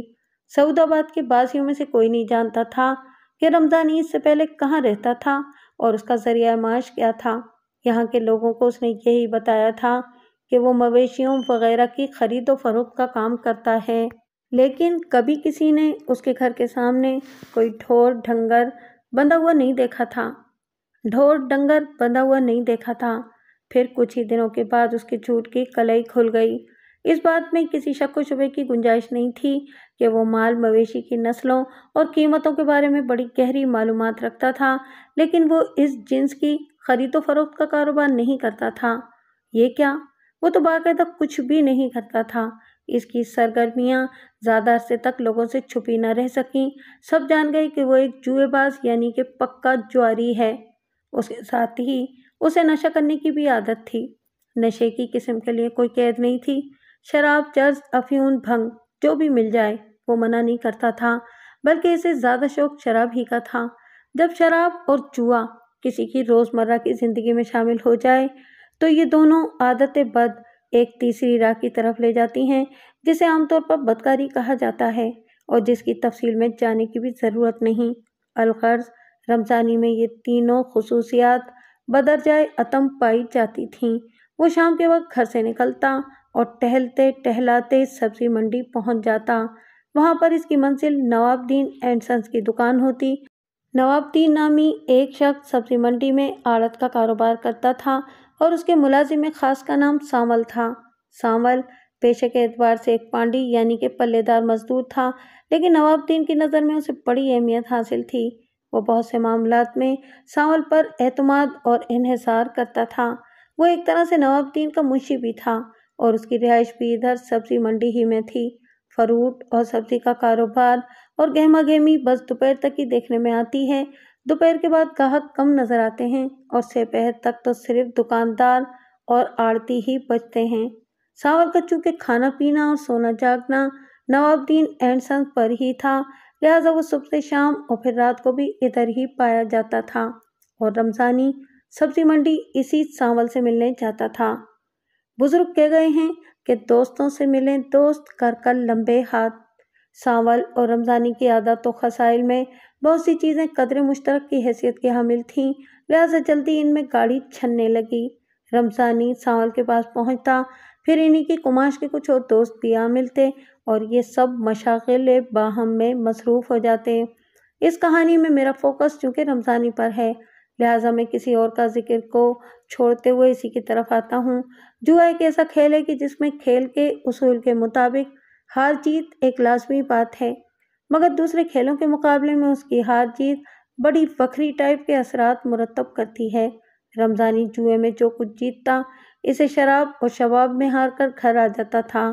اگر چند روپے بچ گئے تو گھر میں راشن ڈال دیا، بیوی بچے نے کھایا نہیں کھایا اسے اس بات کی زیادہ پرواہ نہیں ہوتی تھی، اسی لیے گھر میں اکثر فاقے ہوتے تھے۔ بد نصیب نصیبو اپنی مدد آپ کے تحت اور آس پڑوس کی مہربانی سے خود کو اور اپنے لخت جگر گوشی کو زندہ رکھے ہوئے تھی، اور جن دنوں رمضانی کی قسمت کا ستارہ مسلسل اسے ہار کا منہ دکھاتا، اس رات وہ ناکامی کا سارا غصہ نصیبوں پر اتارتا تھا۔ وہ کمبخت اپنی بیوی کو پیٹ بھر کر عزت کی روٹی تو کھلا نہیں سکتا تھا، مگر غصے میں لات جوتے سے اس کی خوب تواضع کرتا تھا۔ اسی طرح فاقے کاٹتے اور لات جوتے کھاتے ہوئے نصیبوں امید سے ہو گئی۔ قدرت اپنے انداز سے کام کرتی ہے، وہ کسی نئی زندگی کو متعارف کراتے ہوئے یہ نہیں دیکھتی کہ گھر میں جو موجود ہیں ان کے کھانے پینے کے لیے کچھ ہے بھی یا نہیں، کیونکہ اس کا یہ وعدہ ہے کہ وہ جس روح کو دنیا میں بھیجے گا اس کے ساتھ ہی اس کا رزق بھی اتارے گا۔ رمضانی کے گھر کے حالات اور نصیبوں کی صحت کے معاملات جیسے بھی رہے ہوں، آفتاب عرف گوشی کو اس دنیا میں آنا تھا، سو وہ ایک دن آ کر ہی رہا۔ زچگی سے پہلے اور بعد میں بھی مولانا یعقوب کی بیوی صفیہ نے نصیبوں کا بہت خیال رکھا۔ کھانے پینے کے علاوہ اور بھی جس طرح کی اخلاقی اور سماجی مدد ہو سکتی تھی اس نے کی۔ اس بات کا بلا تردد اور برملا اقرار کرمداد نے بھی کیا تھا کہ مولانا یعقوب کی بیوی کو نصیبوں کا بڑا خیال تھا۔ بہرحال رمضانی نے اپنے اعمال اور معمولات میں کوئی تبدیلی نہ آنے دی، لہٰذا اس کے گھر کے حالات میں بھی کوئی تبدیلی رونما ہونے کا سوال ہی پیدا نہیں ہوتا تھا۔ نصیبوں کی ایک یہ عادت سننے میں آئی کہ وہ بلا کی صابرہ اور ہمت والی تھی۔ وہ بھوکی رہتی، شوہر کی مار کھاتی، رمضانی اس کے ساتھ بڑا وحشیانہ برتاؤ کرتا تھا، زد و کوب کے علاوہ اسے کئی دنوں تک بھوکا بھی رکھتا تھا، لیکن وہ نہ تو اسے چھوڑ کر جاتی تھی اور نہ ہی کسی سے اپنے شوہر کے اس ناروا سلوک کا ذکر کرتی تھی۔ بعد ازاں مولانا یعقوب کی بیوی صفیہ نے مجھے بتایا کہ نصیبہ اپنی فاقہ کشی کا تذکرہ اس سے بھی نہیں کرتی تھی، وہ خود ہی اس کے حالات کو بھانپ کر حسب استطاعت اس کی مدد کر دیا کرتی تھی۔ زچگی کے دوران میں اگر صفیہ کی مدد اور تعاون شامل نہ رہا ہوتا تو عین ممکن تھا کہ زچہ اور بچہ اللہ کو پیارے ہو جاتے۔ جسے اللہ رکھے اسے کون چکھے کے مستاق۔ مجھے یہ دیکھنا تھا کہ جب اللہ نے انہیں نہ رکھنے کا فیصلہ کر ہی لیا تھا تو پھر چکھنے کا سہرا کس نے اپنے سر پر باندھا تھا۔ مجھے اس شخص کی تلاش تھی اور پیش آمدہ حالات و واقعات کی روشنی میں اگر دیکھا جاتا تو صرف ایک ہی چہرہ ابھر کر سامنے آتا تھا اور وہ چہرہ تھا رمضانی کا۔ میرا اس سے ملنا بے حد ضروری تھا، لہٰذا میں کرمداد کے گھر سے اٹھا اور رمضانی کی تلاش میں سبزی منڈی کی طرف بڑھ گیا۔ اس وقت دوپہر ڈھلنے لگی تھی۔ جب میں اپنے مطلوبہ جگہ نوابدین اینڈ سنس پہنچا تو وہاں دو افراد بیٹھے آپس میں باتیں کر رہے تھے۔ میں نے जिन 2 अफराद का जिक्र किया है, इनमें एक दराज कामत और दुबला पतला था, जिसके सर के बाल किसी परिंदे के घोंसले का नक्शा पेश करते थे। इसने अपने हड्डियों निकले सूखे हुए मुंह पर खासी भारी मूछें रखी हुई थीं। दूसरा पस्ता कामत और भारी उल बदन था। उसका चेहरा गोल और नकूश में किसी मेंढक की शबाहत मिलती थी। इन दोनों की शख्सियत का पहला तासुर ही इंतहाई नाखुशगवार था। आए जी आए, दराज कद घोंसला बालों वाले ने फिदवियाना अंदाज में कहा। तशरीफ लाएं जनाब, कोई हुक्म हो तो बताएं। नवाब साहब तो घर चले गए हैं। मुझे तुम्हारे नवाब साहब से कोई काम नहीं, मैंने मोतदिल अंदाज में कहा, और तशरीफ लाने का फ़ायदा उस वक्त होगा जब मुझे वो सारी मालूमात मिल जाएं जिनके लिए मैं यहाँ आया हूँ। मैं लम्बे भर को सांस लेने के लिए रुका और फिर इन दोनों को बारी बारी देखते हुए पूछा, तुम में से सांवल कौन है? सांवल मेरा नाम है जनाब, लंबे कद वाले ने अपने सीने पर हाथ मारते हुए कहा और फिर अपने साथी की जानिब इशारा करते हुए बोला, और ये अल्लाह रखा उर्फ रखू है। पर आपको मुझसे क्या काम है? आप मुझसे किस किस्म की मालूमात हासिल करना चाहते हैं? फिर वो एक कुर्सी को कपड़े से साफ करते हुए बड़े एहतराम से बोला, आप यहाँ तशरीफ रखें। मैंने इसकी फरमाइश पूरी कर दी। हुक्म सरकार, सांवल ने सवालिया निगाहों से मेरी तरफ देखते हुए कहा। मैंने ठहरे हुए लहजे में कहा, मेरा नाम मलिक सफदर हयात है और मैं इस इलाके का थानेदार हूँ। मैंने अभी इतना ही कहा था कि उसने कता कलामी कर दी और बोला, सरकार आपको कौन नहीं जानता? मैंने तो आपको देखते ही पहचान लिया था जनाब, पर अभी तक ये बात समझ में नहीं आई कि आप मुझसे किस सिलसिले में मालूमात हासिल करना चाहते हैं। मैंने इसकी तशवीश के जवाब में कहा, मुझे रमजानी की तलाश है। पता चला है कि वो रोज़ाना तुम्हारे पास आता है। आता है नहीं जनाब, आता था कभी, वो बुरा सा मुंह बनाते हुए बोला। चंद दिन से तो वो पता नहीं कहाँ गायब हो गया है। आप तो अब इसकी तलाश में निकले हैं। झूरी तो पिछले 3-4 दिन से इसे तलाश कर रहा है। इधर इसके घर के भी कई चक्कर लगा चुका है, मगर इसके दरवाजे पर मुसलसल ताला पड़ा हुआ है। लगता है कि वो अपनी गुलाबों को लेकर कहीं दूर ही निकल गया है। गुलाबों? मैंने उलझनज़दा नजरों से उसकी तरफ देखा। ये कौन है? इसकी बीवी है जनाब, वो मायनाखेज अंदाज में मुस्कुराते हुए बोला। रमजानी की बीवी का नाम तो नसीबो है जी, लेकिन इससे ज्यादा बदनसीब औरत दुनिया में शायद ही कोई और हो। वो लम्हे भर को रुका और फिर एक ठंडी सांस लेते हुए बोला, ये नसीबो इतनी गोरी चिट्टी और गुलाबी है जनाब कि हम दोस्तों में उसका नाम गुलाबो मशहूर हो गया है। वैसे एक बात बताऊं जी, इस नालायक रमजानी ने इसकी कोई कदर नहीं की। ऐसा लगता है जैसे कोई लाल किसी पत्थर तोड़ने वाले के हाथ लग गया हो। नसीबों के हुस्न की तारीफ करते हुए सांवल के चेहरे पर बड़ी स्पेशल किस्म की चमक आ गई थी, जो बड़े वाज़े अंदाज में बताती थी कि इसके दिल में किस नौयत के चोर जज्बात मचल रहे हैं। मैंने नसीबों की 2-3 दिन की अकड़ी हुई लाश को देखा था, और फिर इन मकोड़ों ने माँ बेटे की लाशों के साथ जो कार्रवाई की थी वो सोने पे सुहागा वाली बात थी। लिहाजा वो ताजगी और रानाई मेरी बसारत के हिस्से में ना आ सकी, जिसके बयान ने सांवल की आंखों में हविस आमेज तलब के दिए रोशन कर दिए थे। इसके चेहरे और आंखों से झलकते तासुरात को समझना कतन मुश्किल नहीं था। सांवल के जज्बात और एहसासात तो रहे एक तरफ, लेकिन इसकी बातों से मुझे बखूबी अंदाजा हो गया था कि इसे बिल्कुल कोई खबर नहीं कि गोशी और इसकी माँ को कौन सा अंधोनाक हादसा पेश आ चुका है। वो लोग यही समझ रहे थे कि रमजानी अपनी बीवी बच्चों के साथ कहीं गायब हो चुका है।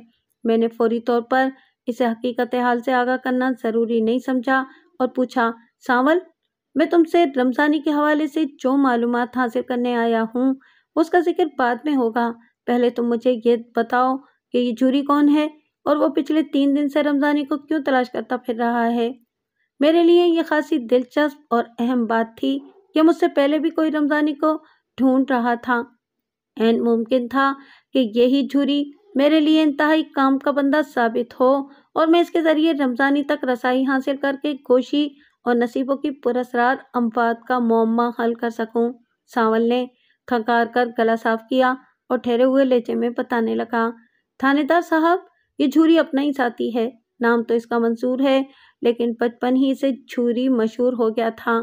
इतना कहकर वो खामोश हुआ और फिर कदरे हिचकिचाए हुए अंदाज में बोला, जनाब, रमजानी और छुरे वाले मामले को समझाने के लिए आपको ये बताना ज़रूरी है कि हम दोस्त फुर्सत के लम्हात में ताश के पत्तों से शुगल मेला कर लेते हैं और कभी कभार पैसे लगाकर भी खेलते हैं। میں تم لوگوں کے ان تمام شغلوں سے اچھی طرح واقف ہو چکا ہوں سانول، میں نے اس کی بات مکمل ہونے سے پہلے ہی کہہ دیا۔ تم لوگوں کے کرتوتوں کا حساب کتاب تو میں پھر کسی وقت فرصت میں کروں گا۔ فی الحال رمضانی کا معاملہ زیادہ اہم اور ہنگامی نوعیت کا ہے۔ تو مجھے کچھ بتا رہے تھے کہ رمضانی اور جھوری کے بیچ کچھ ایسا ہو گیا تھا کہ جھوری 3-4 دن سے اس کی تلاش میں ہے۔ جی، وہ جز بز ہوتے ہوئے بولا، کوئی 5-6 دن پہلے ہم چاروں بیٹھے پتے کھیل رہے تھے۔ پتے نہیں، جوا بولو، جوا کھیل رہے تھے۔ میں نے اس کی بات کاٹ کر سخت لہجے میں پوچھا، تم چاروں کون؟ میں، جھوری، رمضانی اور رکھو، وہ نگاہ چراتے ہوئے بولا، اور سچ یہی ہے کہ ہم چاروں جوا ہی کھیل رہے تھے۔ ہاں بولو، پھر کیا ہوا؟ میں نے تحقیرانہ انداز میں استفسار کیا۔ وہ بتانے لگا، ہم نارمل انداز میں کھیل رہے تھے، کھیل میں ہار جیت تو ہوتی ہی ہے، لیکن کوئی دن کسی جواری کے لیے بڑا خاص ثابت ہوتا ہے۔ وہ اس روز صرف جیتنے کے لیے ہی کھیلتا ہے، اور اس دن جوری کے مقدر میں صرف جیت ہی لکھی ہوئی تھی۔ میں، رکھو اور رمضانی برابر ہارتے جا رہے تھے۔ ہر داؤ جوہری کے حق میں کھلتا۔ میں نے جب اپنی جیب کو خالی ہوتے دیکھا تو اس دن کو اپنے لیے منحوس جانتے ہوئے ہاتھ روک لیا اور کھیل سے الگ ہو کر انہیں کھیلتے ہوئے دیکھنے لگا۔ میری دیکھا دیکھی رکھو نے بھی پتے پھینک کر کھیل سے دستبرداری کا اعلان کر دیا۔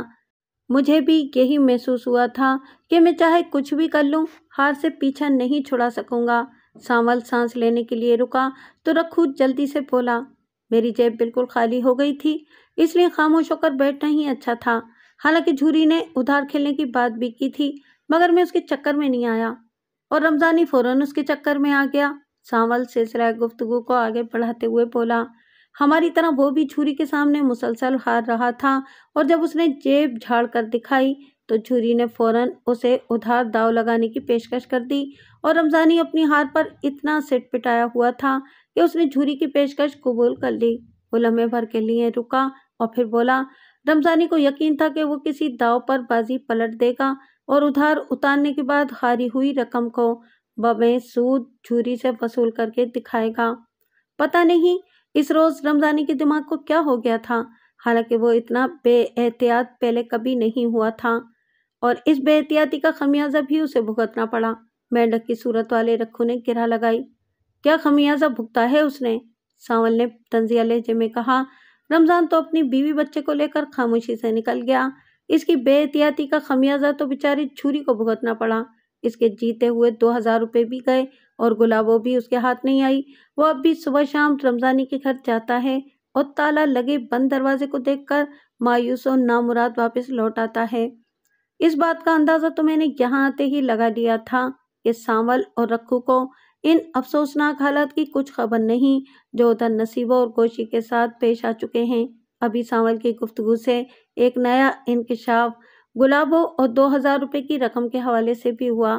یہ بات میرے علم میں آ چکی تھی کہ جواریوں کا یہ ٹولہ رمضانی کی بیوی نصیبہ کو گلابو کہتا تھا۔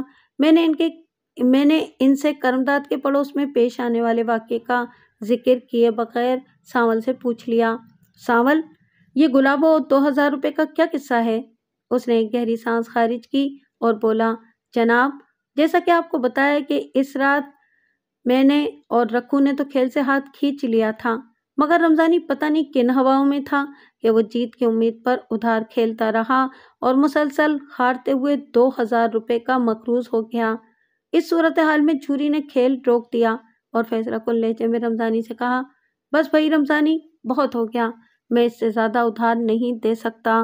جب تم میرے جیتے ہوئے 2000 روپے واپس کر دو گے تو پھر بات ہوگی، اور ان 2 گواہوں کے سامنے۔ جھوری نے ہم دونوں کی طرف انگلی سے اشارہ کرتے ہوئے کہا، تم ابھی مجھے بتاؤ کہ کب میری رقم لوٹاؤ گے؟ جب تک تم واضح بات نہیں کرتے میں تمہیں یہاں سے جانے نہیں دوں گا۔ رمضانی پر تو بڑا مشکل وقت آ پڑا ہوگا۔ سانول کی خاموشی پر میں نے کہا اور پھر پوچھا، رمضانی نے جھوری کو کیا جواب دیا؟ وہ کہنے لگا، ایک آخری داؤ اور کھیلو، لینے دینے کی بات اس کے بعد کریں گے۔ سانول نے میری ہدایت پر سلسلہ گفتگو کو آگے بڑھاتے ہوئے کہا، رمضانی کی اس بات پر جھوری نے اپنی مونچھوں کو سہلاتے ہوئے کہا تھا، ٹھیک ہے رمضانی، مجھے منظور ہے، میں تمہارے ساتھ ایک آخری بازی کھیلنے کو تیار ہوں، مگر یہ بازی میری شرائط کے عین مطابق ہوگی۔ کیسی شرائط؟ پہلی بات یہ کہ یہ بازی کم از کم 100 روپے کی ہوگی۔ جھوری نے گہری سنجیدگی سے کہا، اور ہر صورت میں یہ آخری بازی ہوگی، اس کے بعد میں تمہارے ساتھ بالکل نہیں کھیلوں گا، اور ویسے بھی اب آدھی رات ہو چکی ہے۔ مجھے تمہاری یہ شرط منظور ہے، رمضانی نے ٹھہرے ہوئے لہجے میں کہا۔ میں تم سے مزید کھیلنے کی ضد نہیں کروں گا، اس کے علاوہ بتاؤ اور کیا چاہتے ہو؟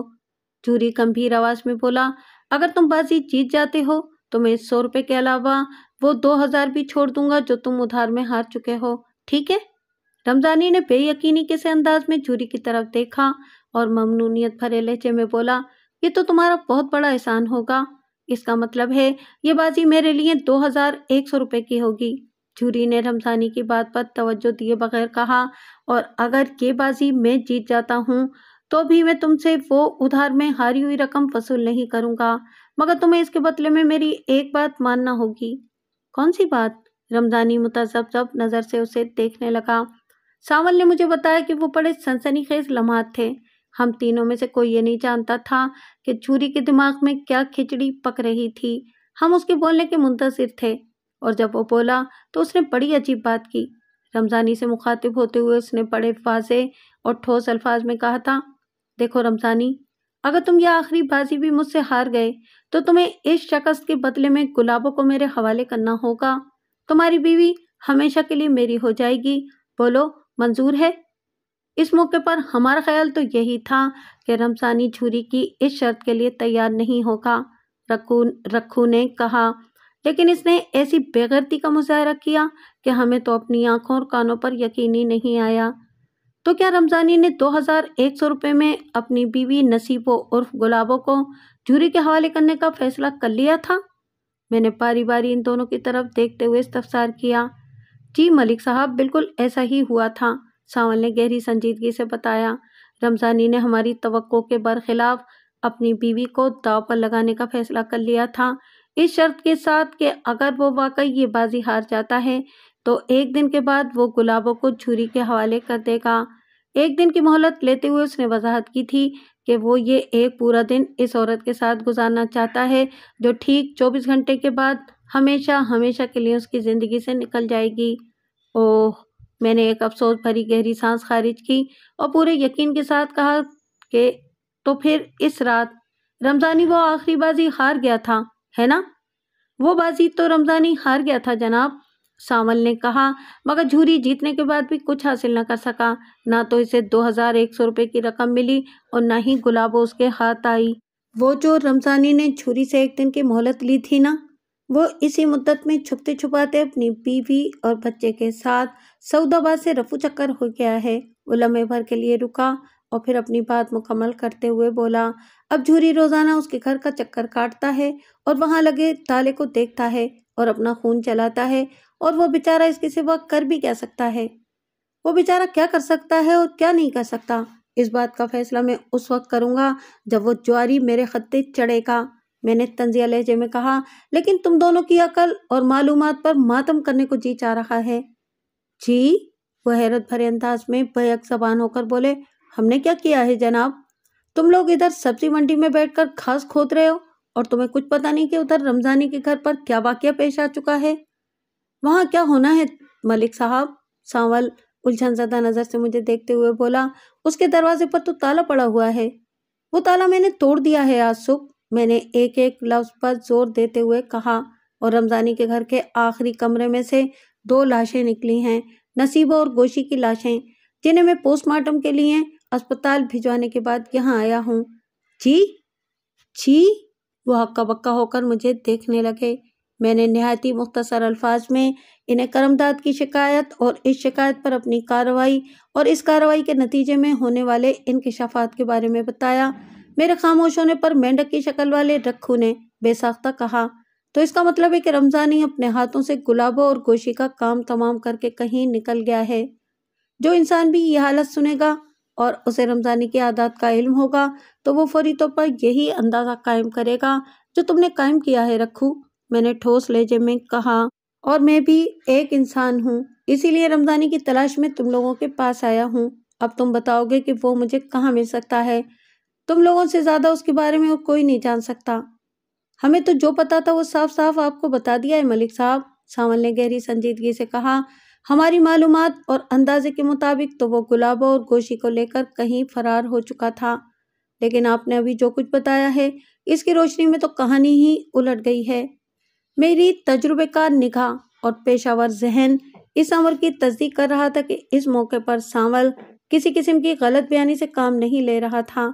इलाके में बसने वाले दीगर अफराद की तरह वो भी रमजानी के गैयाब के बारे में कुछ नहीं जानता था, लिहाजा मैंने नर्म लहजे में कहा, रमजानी का ज्यादा उठना बैठना और मेल जोल तुम्ही लोगों से था। तुम्हारे अंदाजे के मुताबिक वो कहाँ जा सकता है?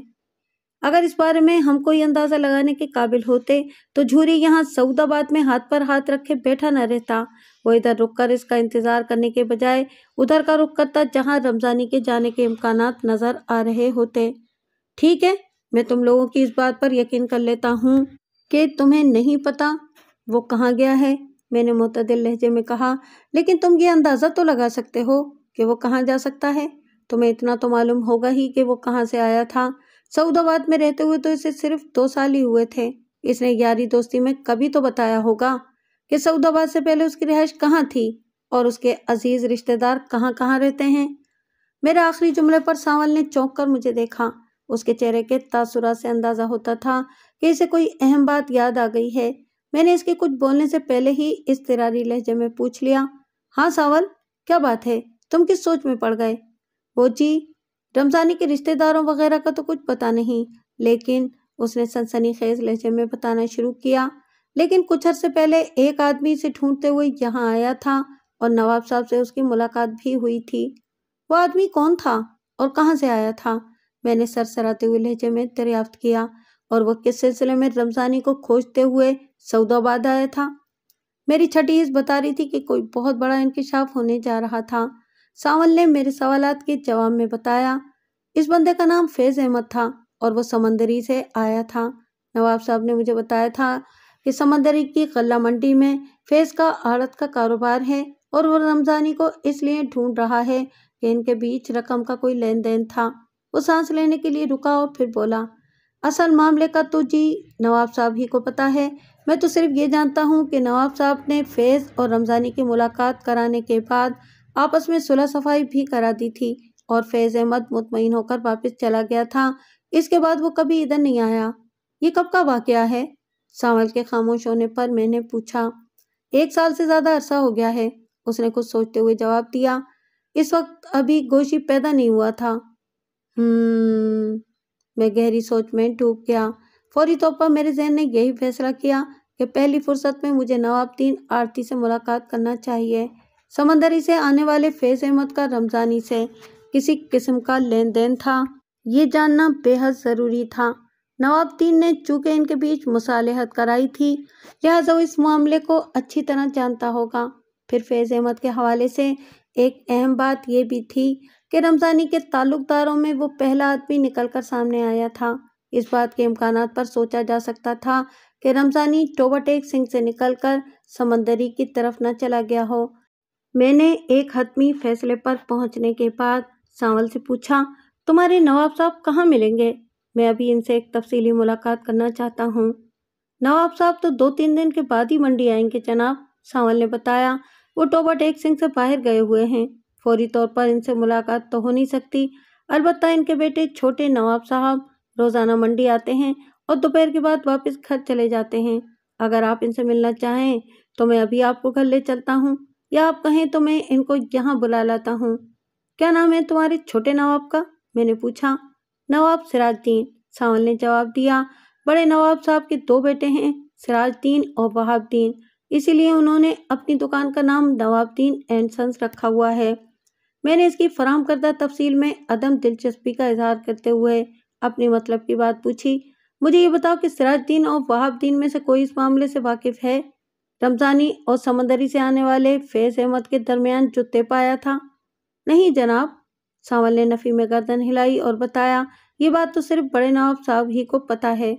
तो फिर इनसे मिलने का कोई फायदा नहीं, मैंने फैसला कुन अंदाज में कहा। जब बड़े नवाब साहब आएंगे तो मैं इनसे मुलाकात कर लूंगा।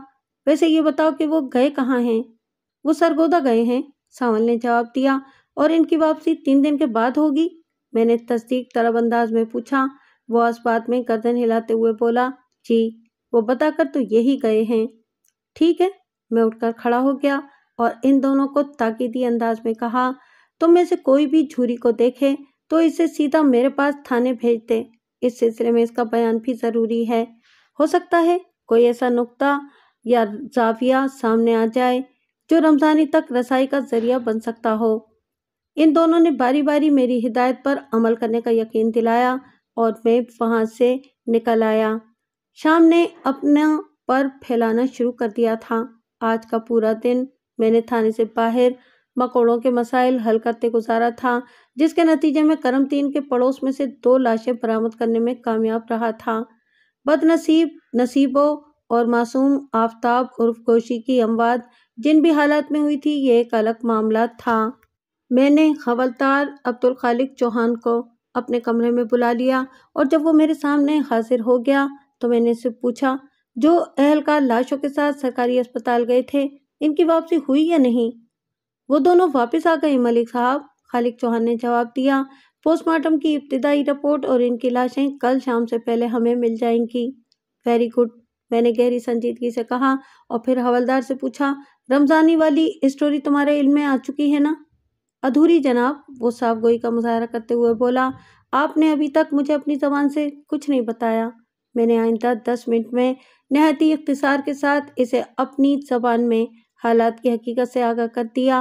वो इस सनसनीखेज कहानी को सुनकर हक्का बक्का रह गया और मेरे खामोश होने पर उसने नफरत आमेज लहजे में कहा, ये रमजानी तो शैतान की औलाद साबित हुआ है मलिक साहब। नामुराद ने अपनी बीवी को 2000 रुपये में बेच दिया। बेच नहीं दिया, वो अपनी बीवी को हार गया, मैंने तसी करने वाले अंदाज में कहा। और ये कि वो शैतान की औलाद है या नहीं, ये उसी वक्त पता चल सकता है जब वो हमारी गिरफ्त में आएगा। हवलदार ने पुरसोच अंदाज में कहा, मलिक साहब, मेरा जहन एक खास जाविये पर गौर कर रहा है। अच्छा, बताओ क्या सोच रहे हो? जनाब, मेरी सोच ये है कि मेरा दिल और दिमाग ये कहता है कि रमजानी ने अपनी बीवी को जुए में हारा और फिर झूरी से 1 दिन की मोहलत ले ली और इसी 1 दिन में इसकी नीयत बदल गई। उसने सोचा होगा कि बीवी को झूरी के हवाले करने के बजाय वो क्यों ना उसका काम तमाम कर दे। इसने नसीबों को मौत के घाट उतारा और रफू चक्कर हो गया। मैंने मायनाखेज अंदाज में हुंकारा भरा और कहा, चौहान जी, ये सच है कि बातचीत से मसाइल के हल में आसानियां पैदा होती हैं, लेकिन मैं तुम्हारी थ्योरी को कैसे दुरुस्त मान लूं? नसीबों को मौत के घाट उतारना क्यों जरूरी था? वो बीवी बच्चे को अपने साथ लेकर भी तो फरार हो सकता था। हालात वाक़ियात से हक़ाइक़ सामने आ रहे हैं कि रमजानी को अपनी बीवी से किसी किस्म की मोहब्बत, हमदर्दी या लगाव नहीं था। वो इससे शदीद तरीन नफरत करता था। दिन रात इन दोनों में झगड़ा होता रहता था। लिहाजा उसने यही सोचा होगा कि इस मुसीबत को साथ ले जाने से तो अच्छा है कि यहीं पर ख़त्म कर दिया जाए। जब रमजानी को अपनी बीवी से इतनी ही नफरत थी और वो इससे जान छुड़ाना चाहता था, तो फिर बीवी से निजात का सबसे आसान रास्ता तो ये था कि वो इसे झूरी के ही हवाले कर देता। इसके खून में हाथ रंगने की इसे क्या ज़रूरत थी? मैंने अपने सोच की अक्कासी करते हुए कहा, खालिक चौहान, अगर तुम्हारी थ्योरी को लम्हे भर के लिए दुरुस्त तस्लीम कर भी लिया जाए तो फिर नन्हे गोशी की अलमनाक मौत को किस खाने में फिट करोगे? क्या रमजानी ने अपनी औलाद को भी कत्ल कर दिया होगा? वो जिस किरदार और कुमाश का बंदा था, उससे किसी भी मकरू और जालिमाना फेल की तवक्को की जा सकती है मलिक साहब, उसने गहरी संजीदगी से कहा। और मेरा ख्याल है पोस्टमार्टम की रिपोर्ट देखने के बाद हमारे लिए बहुत सी आसानियां पैदा हो जाएंगी। मैं तुम्हारी इस बात से तो 101% इत्तेफाक करूंगा, मैंने पुरमाइनी अंदाज में कहा। अभी तक मैं इन माँ बेटे की अमवात के हवाले से किसी हतमी नतीजे तक नहीं पहुंचा हूँ। पोस्टमार्टम की रिपोर्ट ही असल हकीकत बताएगी कि इन माँ बेटे की मौत कैसे और किन हालात में वाक़ हुई थी। ये रिपोर्ट तो कल शाम तक ही मिल सकेगी, हवलदार ने पुरख्याल अंदाज में कहा। तब तक हमें क्या करना होगा? जाहिर है हम हाथ पर हाथ रख के तो बैठे नहीं रह सकते, मैंने ठहरे हुए लहजे में कहा। मेरी मालूमात के मुताबिक रमजानी सऊदाबाद की हुदूद से बाहर जा चुका है और झूरी बड़ी शिद्दत से इसे तलाश कर रहा है। इस सूरत हाल में हमें करना ये चाहिए। मैंने एक लम्हाती तवक्कुफ करके गहरी सांस ली और फिर कहा, हम झूरी की तलाश पर इन्हिसार नहीं कर सकते। इस सिलसिले में हमें खुद भी हाथ पैर हिलाना होंगे। तुम कल सुबह ही 2 अफराद को अच्छी तरह समझाकर پورے علاقے میں رمضانی کی تلاش کے لیے روانہ کر دو۔ ان دونوں پولیس اہلکاروں کا انتخاب ہوشیاری اور حاضر دماغی ایسی صلاحیتوں کی بنا پر ہونا چاہیے۔ وہ دونوں نہایتی احتیاط کے ساتھ رمضانی کا کھوج لگانے کی کوشش کریں گے اور جیسے ہی وہ ان کے ہتھے چڑھے وہ اسے گرفتار کر کے تھانے لے آئیں گے۔ بہت بہتر ملک صاحب، وہ گہری سنجیدگی سے اس بات میں گردن ہلاتے ہوئے بولا۔ میرے خیال میں اس مہم کے لیے کانسٹیبل فرید اور بھولا زیادہ مناسب رہیں گے۔ یہ کام میں نے مکمل طور پر تمہارے سپرد کر دیا ہے، تمہاری سمجھ میں جو آئے ویسے ہی کرو، مجھے صرف نتائج سے سروکار ہے، حوصلہ افزا اور دل خوش کن نتائج۔ آپ فکر ہی نہ کریں ملک صاحب، خالق چوہان بڑے اعتماد سے بولا، انشاءاللہ آپ کو بڑے تسلی بخش نتائج دوں گا۔ مجھے تم سے یہی امید ہے خالق چوہان۔ آپ کا بہت بہت شکریہ ملک صاحب، جو آپ مجھ پر اتنا بھروسہ کرتے ہیں، وہ تشکرانہ لہجے میں بولا۔ لیکن میرے ذہن میں ایک اور بات بھی آ رہی ہے، وہ بولا، جیسا کہ آپ کو پورا یقین ہے رمضانی سعود آباد کی حدود سے باہر جا چکا ہے، پھر ہم اسے صرف ادھر ہی کیوں تلاش کریں؟ ہمیں اس کی تلاش میں اپنے علاقے سے باہر بھی کارروائی ڈالنا ہوگی۔ تمہیں میں نے یہ کب کہا ہے کہ ہم صرف سعود آباد کے اندر ہی رمضانی کو ڈھونڈیں گے؟ میں نے سوالیہ نظروں سے خالق چوہان کی آنکھوں میں دیکھتے ہوئے کہا، یہ دائرہ تو میں نے ان 2 کانسٹیبلز کے لیے بنایا ہے جو تمہاری ہدایت پر صبح اپنے کام پر روانہ ہوں گے۔ ٹوبہ ٹیک سنگھ کے دیگر حصوں میں اور اس سے باہر بھی ہم رمضانی کو ڈھونڈنے اور ڈھونڈ نکالنے کی پوری کوشش کریں گے۔ جہاں سے بھی کوئی سراغ ملے گا ہم اس کا سراغ کا تعاقب کرتے ہوئے بالآخر رمضانی تک پہنچ جائیں گے۔ اور مجھے ایک سراغ ملا ہے۔ مجھے پتہ چلا ہے کہ رمضانی کے یہاں ہمارے علاقے میں 2 سالہ قیام کے دوران میں صرف 1 مرتبہ کوئی شخص اس سے ملنے آیا تھا، بلکہ اسے ڈھونڈتے ہوئے یہاں پہنچا تھا۔ میں کل کسی وقت اس شخص کے پاس جاؤں گا۔ مجھے پورا یقین ہے کہ وہ بندہ رمضانی کے بارے میں ضرور کوئی ایسا انکشاف کرے گا جو ہمیں رمضانی تک پہنچا دے گا۔ وہ بندہ کون ہے؟ خالق چوہان نے سرسراتی ہوئی آواز میں پوچھا، اور رہتا کہاں ہے؟ اس بندے کا نام فیض احمد ہے اور سمندری کی غلہ منڈی میں اس کی آڑت کی دکان ہے، میں نے ٹھہرے ہوئے لہجے میں جواب دیا۔ اسپتال کی طرف سے کوئی رپورٹ آ جائے تو میں فوراً سمندری روانہ ہو جاؤں گا۔ پھر میں نے حوالدار خالق چوہان کو فیض احمد کی سعود آباد میں آمد کے مقاصد سے آگاہ کیا اور یہ بھی بتایا کہ نواب دین محمد آڑتی نے رمضانی اور فیض احمد کے درمیان مصالحت کرائی تھی۔ وہ پوری توجہ سے میری بات سنتا رہا اور بیچ بیچ میں حیرت بھری نظر سے مجھے دیکھتا رہا۔ اگلی صبح میں تیار ہو کر اپنے کمرے میں پہنچا تو تھوڑی ہی دیر کے بعد جھوری مجھ سے ملنے آ گیا۔ اسے سانول کے ذریعے میرا پیغام مل گیا تھا۔ اس کی طرح میں بھی چونکہ رمضانی کی تلاش میں تھا، لہٰذا اس نے مجھ سے آ کر ملنے میں کسی سستی یا کوتاہی سے کام نہیں لیا تھا۔ جھوری کا اصل نام منظور احمد تھا، عمر 35 اور 40 کے درمیان رہی ہوگی۔ وہ ایسی صورت کا حامل تھا کہ جو بھی اسے ایک نظر دیکھ لیتا زندگی بھر فراموش نہیں کر سکتا تھا۔ اس کا بدن تھل تھل کرتا ہوا موٹا تھا، قد کاٹ بھی مضبوط تھا، ہاتھ پاؤں معمول سے خاصے بڑے اور چہرہ لمبوترا، سر کے بال گھنگریالے، آنکھیں گول اور چھوٹی چھوٹی سی، ناک طوطے کی چونچ کے مانند مخروطی اور آگے سے مڑی ہوئی، جس کے عین وسط میں کٹ کا افقی نشان اور تھوڑی نوکدار۔ الغرض وہ ہمیشہ یاد رہ جانے والی شکل و صورت کا مالک تھا۔ میں نے سرتپا بغور اس کا جائزہ لیا اور ٹھہرے ہوئے لہجے میں کہا، بیٹھ جاؤ۔ وہ میرے سامنے میز کی دوسری جانب رکھی کرسی پر بیٹھ گیا اور پھر اضطراری لہجے میں مجھ سے پوچھا، تھانے دار جی، رمضانی کا کچھ پتہ چلا؟ یہ سوال تو میں تم سے کرنے والا تھا، میں نے اس کی آنکھوں میں دیکھتے ہوئے کہا۔ تم مجھ سے 3-4 دن پہلے سے اسے ڈھونڈ جو رہے ہو۔ جناب، میں تو جہاں جہاں دیکھ سکتا تھا دیکھ چکا ہوں، وہ غصے آمیز بے بسی میں بولا۔ وہ خبیث مجھے کہیں نظر نہیں آیا، لیکن میں اس کو چھوڑوں گا نہیں۔ وہ جہنم میں بھی چلا گیا تو میں اس کا پیچھا کرتے ہوئے وہاں بھی پہنچ جاؤں گا۔ لیکن اس کا تمہیں فائدہ کیا ہوگا؟ میں نے تمسخرانہ انداز میں کہا۔ تم جس مقصد کی خاطر اسے ڈھونڈ رہے ہو وہ تو 3-4 دن پہلے فوت ہو چکا۔ ہاں، وہ ایک گہری سانس خارج کرتے ہوئے بولا۔ سانول نے مجھے گلابو اور اس کے بچے کی المناک موت کے بارے میں بتایا ہے۔ میں اب گلابو کو تو حاصل کر نہیں سکتا، مگر ایک بار رمضانی مل جائے میں اپنے 2000 اس کی آنتوں میں سے کھینچ کر نکال لوں گا۔ جھوری کے مال کو ہضم کرنا اتنا آسان نہیں ہے تھانے دار صاحب۔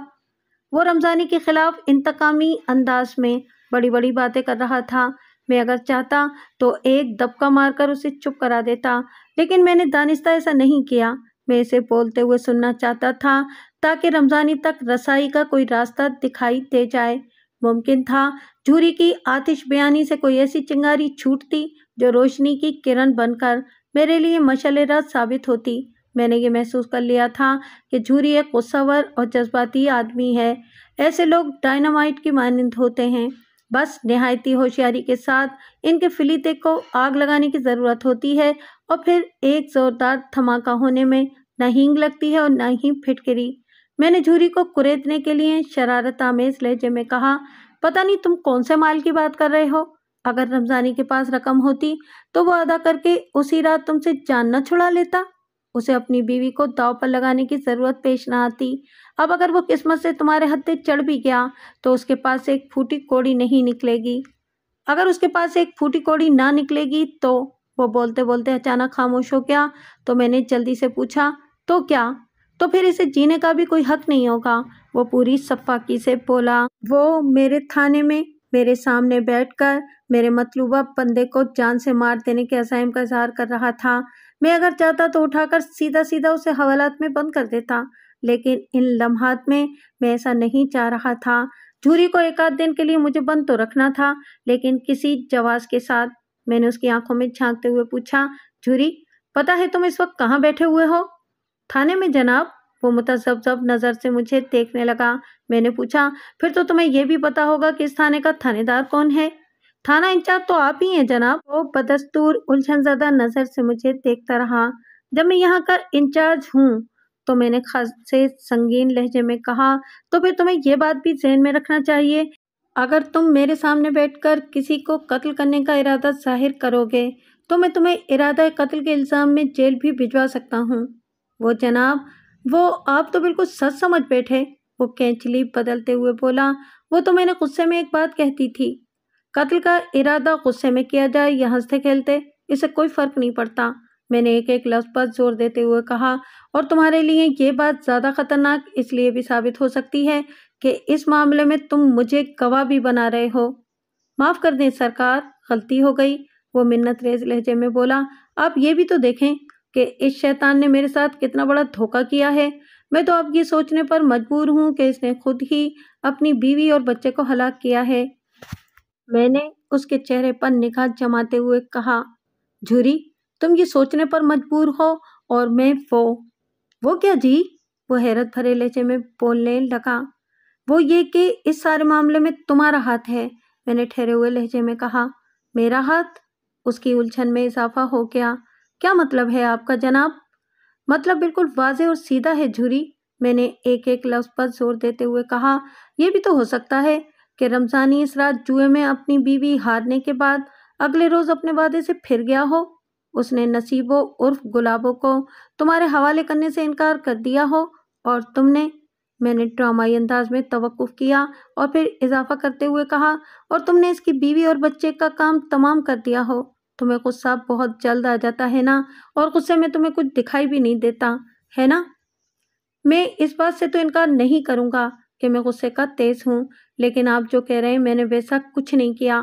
آپ مجھ سے بڑی سے بڑی قسم لے لیں جناب، گلابو اور گوشی کے قتل میں میرا کوئی ہاتھ نہیں۔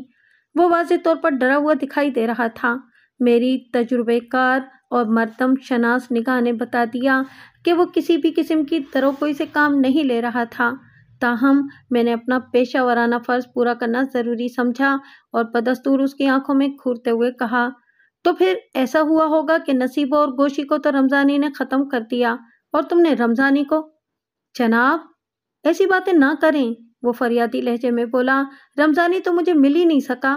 میں نے تو اس کی ٹانگیں توڑنے کا پروگرام بنا رکھا تھا، پتہ نہیں وہ مردود کہاں غائب ہو گیا ہے۔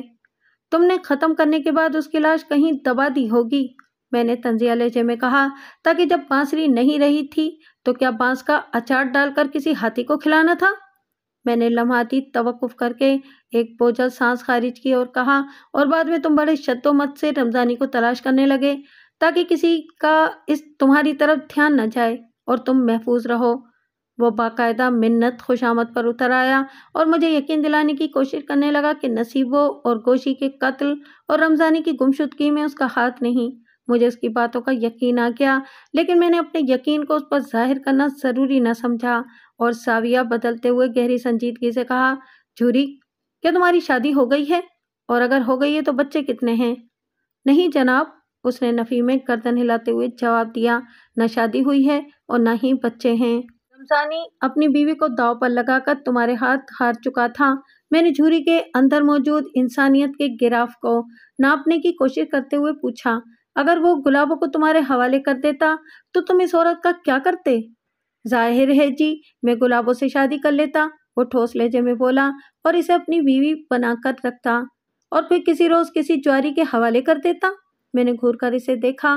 جوئے میں جیتے ہوئے مال کو داؤ پر لگانا کچھ زیادہ مشکل تو نہیں ہوتا ہے نا؟ میری بات سن کر اس کے چہرے کے تاثرات بدل گئے۔ مجھے یہ سمجھنے میں ذرا دقت محسوس نہ ہوئی کہ میرے تبصرے نے اسے بہت تکلیف پہنچائی تھی۔ بے حد جذباتی اور جارحانہ انداز میں اس نے مجھ سے کہا، تھانے دار صاحب، میں جواری ضرور ہوں لیکن رمضانی کی طرح بے غیرت نہیں ہوں۔ اگر میں ایک مرتبہ گلابوں کو اپنی عزت بناتا تو پھر اس کی عزت کی حفاظت کے لیے اپنی جان بھی قربان کر دیتا۔ آپ کو پتہ نہیں کہ جھوری کس بندے کا نام ہے؟ وہ لمحے بھر کے لیے رکا اور پھر بولا، میں ایسے ہی رمضانی سے گلابوں نہیں لے لیتا جناب، وہ اس کی بیوی تھی، اس کے نکاح میں تھی۔ میں رمضانی سے اس کی جان چھڑانے کے بعد اسے اپنی بیوی بناتا اور گلابوں کے بچے کو بھی اپنی اولاد کی طرح رکھتا۔ میں نے کہا ہے نا، سب جواری رمضانی جیسے ذلیل، کمینے اور بغیرت نہیں ہوتے۔ آئندہ چند منٹ میں جھوری نے مجھے بتایا کہ وہ نصیبوں کی بد نصیبیوں کا مکمل احوال جانتا تھا۔ وہ اور اس کے دوست رمضانی کو بہت سمجھاتے تھے کہ وہ بندے دا پتر بن جائے، لیکن یوں محسوس ہوتا تھا کہ اسے اپنے بیوی بچے کا ذرا خیال نہ ہو، وہ دونوں ماں بیٹا اس کے لیے بوجھ ہوں۔ ان حالات میں جھوری کو پہلے تو نصیبوں اور گلابوں سے ہمدردی ہوئی، پھر یہ ہمدردی اپنائیت کی راہ پر سفر کرتے ہوئے محبت میں بدل گئی۔ وہ ہر وقت یہ سوچتا رہتا تھا کہ کسی طرح گلابوں کو حاصل کرے۔ پھر اس رات جوا کھیلتے ہوئے رمضانی کی مسلسل ہار نے اسے یہ موقع فراہم کر دیا۔ مجھے یقین نہیں تھا کہ رمضانی گلابوں کو داؤ پر لگانے کے لیے تیار ہو جائے گا۔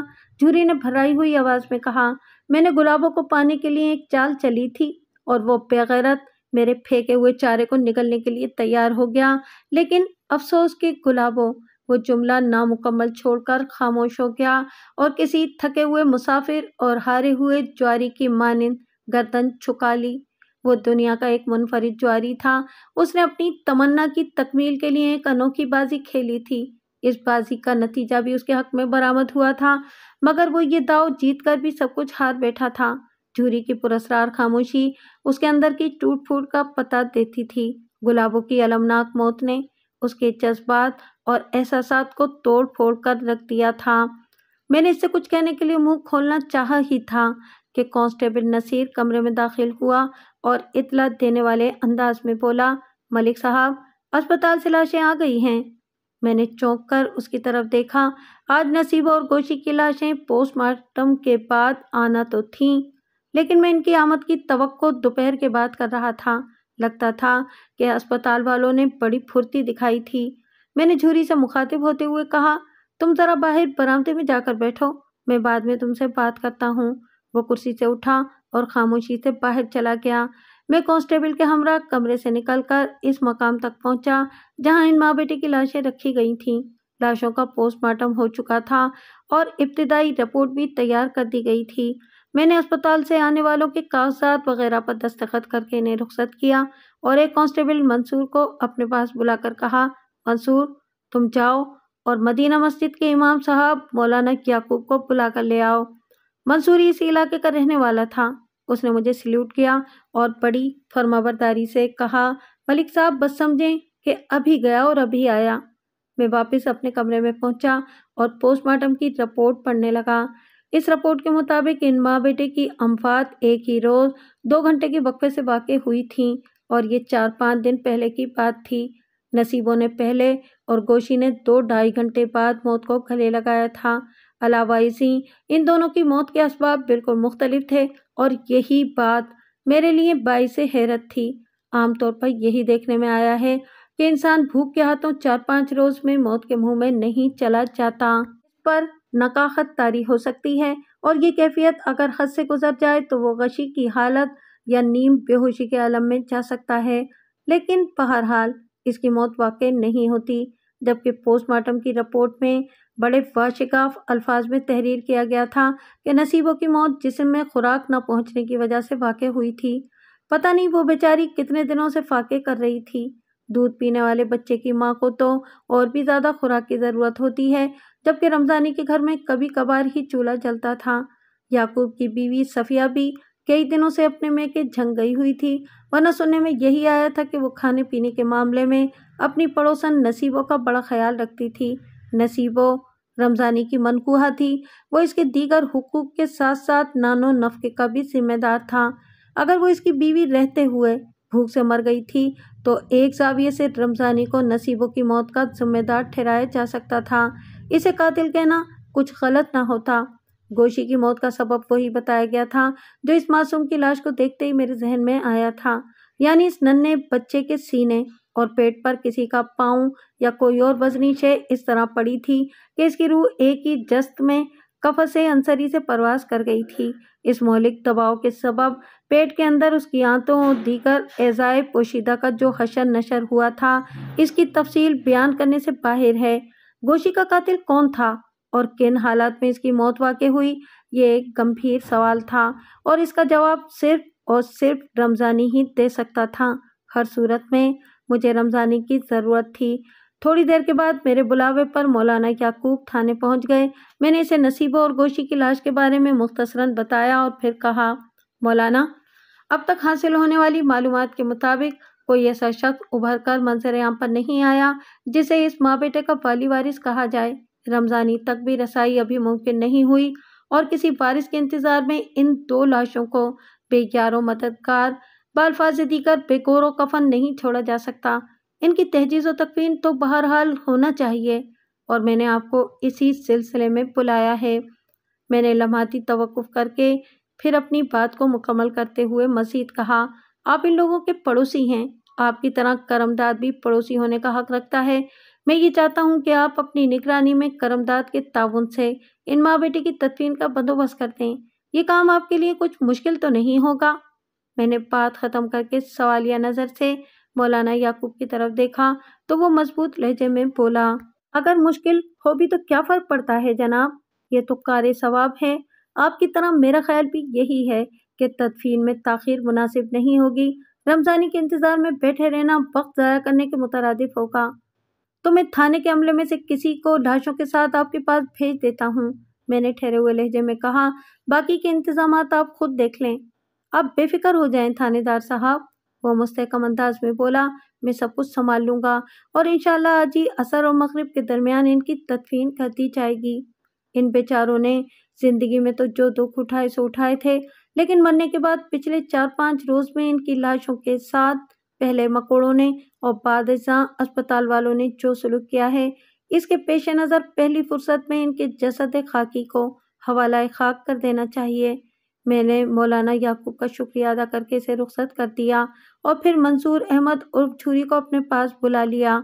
میں نے اب تک اس کا جتنا انٹرویو کیا تھا، اس کی روشنی میں وہ ایک ہمدرد، پرخلوص، انسانیت سے قریب، لطیف جذبات اور احساسات کا مالک، محبت کرنے والا جواری تھا۔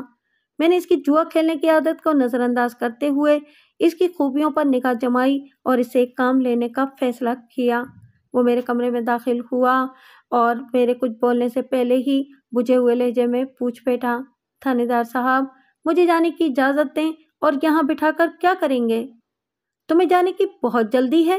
میں نے اس کی آنکھوں میں دیکھتے ہوئے کہا، تمہارے کون سے بیوی بچے گھر میں بیٹھے انتظار کر رہے ہیں؟ بیوی بچے تو نہیں ہیں جناب، وہ افسردہ لہجے میں بولا، لیکن بیکار میں یہاں بیٹھ کر بھی کیا کروں گا؟ میں تمہیں بیکار میں بٹھانے کے لیے نہیں روک رہا ہوں۔ پھر وہ چونک کر مجھے دیکھنے لگا۔ میں نے کہا، آج عصر اور مغرب کے درمیان نصیبہ اور اس کے بچے کی تدفین ہو جائے گی، اور رمضانی کی عدم موجودگی کو ہم بھول نہیں سکتے۔ وہ ہم دونوں کا مطلوبہ بندہ ہے، ہم اس کی تلاش میں ایک ساتھ روانہ ہوں گے، آگے اللہ مالک ہے۔ یہ تو بڑی اچھی بات ہے جناب، وہ قدرے چمک کر بولا، لیکن اس تک پہنچنے کے لیے کوئی سراغ وغیرہ تو ہو؟ مجھے ایک سراغ ملا ہے، میں نے سرسراتی ہوئی آواز میں کہا۔ کیسا سراغ؟ میں نے نہایت ہی مختصر الفاظ میں اسے سمندری والے فیض احمد کے بارے میں بتایا۔ اس نے میری ساری بات عدم دلچسپی سے سنی اور میرے خاموش ہونے پر بولا، سانول نے مجھے بھی اس آڑتی فیض محمد کے بارے میں بتایا تھا، مگر وہ تو 1 سال پہلے کا واقعہ ہے۔ یہ ضروری تو نہیں کہ رمضانی سمندری کی طرف گیا ہو، اور وہ بھی اسی آڑتی کے پاس۔ ہاں، یہ ضروری تو نہیں ہے، میں نے بھی ٹھہرے ہوئے لہجے میں کہا، لیکن اس سے یہ بھی ثابت نہیں ہوتا کہ رمضانی سمندری یا فیض احمد کے پاس جا ہی نہیں سکتا۔ جناب، میں تو اپنے دماغ سے سوچتا ہوں، وہ سرسری سے لہجے میں بولا۔ میری سمجھ میں نہیں آ رہا تھا کہ رمضانی کہاں چلا گیا ہے۔ ہر شخص اپنے ہی دماغ سے سوچتا ہے جھوری، میں نے اس کی آنکھوں میں دیکھتے ہوئے کہا، لیکن مجھے بیک وقت 2 دماغوں سے سوچنا پڑتا ہے، ایک اپنے دماغ سے اور دوسرے پولیس کے دماغ سے۔ پولیس والے دماغ میں بڑی شک آلود سوچ ابھرتی ہے، اور یہ سوچ اسی شک کی بنا پر تاریک فضا میں روشنی کی کرن تلاش کرنے کی کوشش کرتی ہے۔ یہی سوچ مجھے اکسا رہی ہے کہ جب رمضانی کے کسی خاص جگہ پر پائے جانے کے امکانات واضح نہیں ہیں، تو پھر جو موہوم سی امید ہے، اس کے دامن کو تھامنے میں کسی کوتاہی یا سستی سے کام کیوں لیا جائے؟ زیادہ سے زیادہ یہی ہوگا نا کہ رمضانی سمندری کی غلہ منڈی میں نہیں ملے گا، لیکن وہاں جانے کا کم سے کم یہ فائدہ ضرور ہوگا کہ فیض احمد سے مل کر یہ پتہ چل جائے گا کہ سال بھر پہلے وہ کس سلسلے میں رمضانی کو ڈھونڈتے ہوئے سعود آباد آیا تھا، ان دونوں کے بیچ کس قسم کا لین دین تھا، اور یہ کہ سعود آباد سبزی منڈی کے آڑتی نواب دین محمد نے کس بنا پر ان کے درمیان صلح صفائی کرائی تھی۔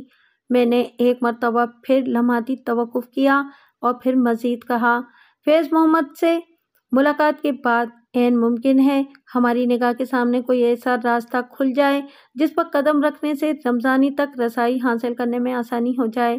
میں نے سانول سے پتہ کر لیا ہے، اس کا مالک نواب دین چند دن کے لیے سرگودا گیا ہوا ہے، اگر وہ یہاں ہوتا تو 50% مسئلہ ادھر ہی حل ہو جاتا۔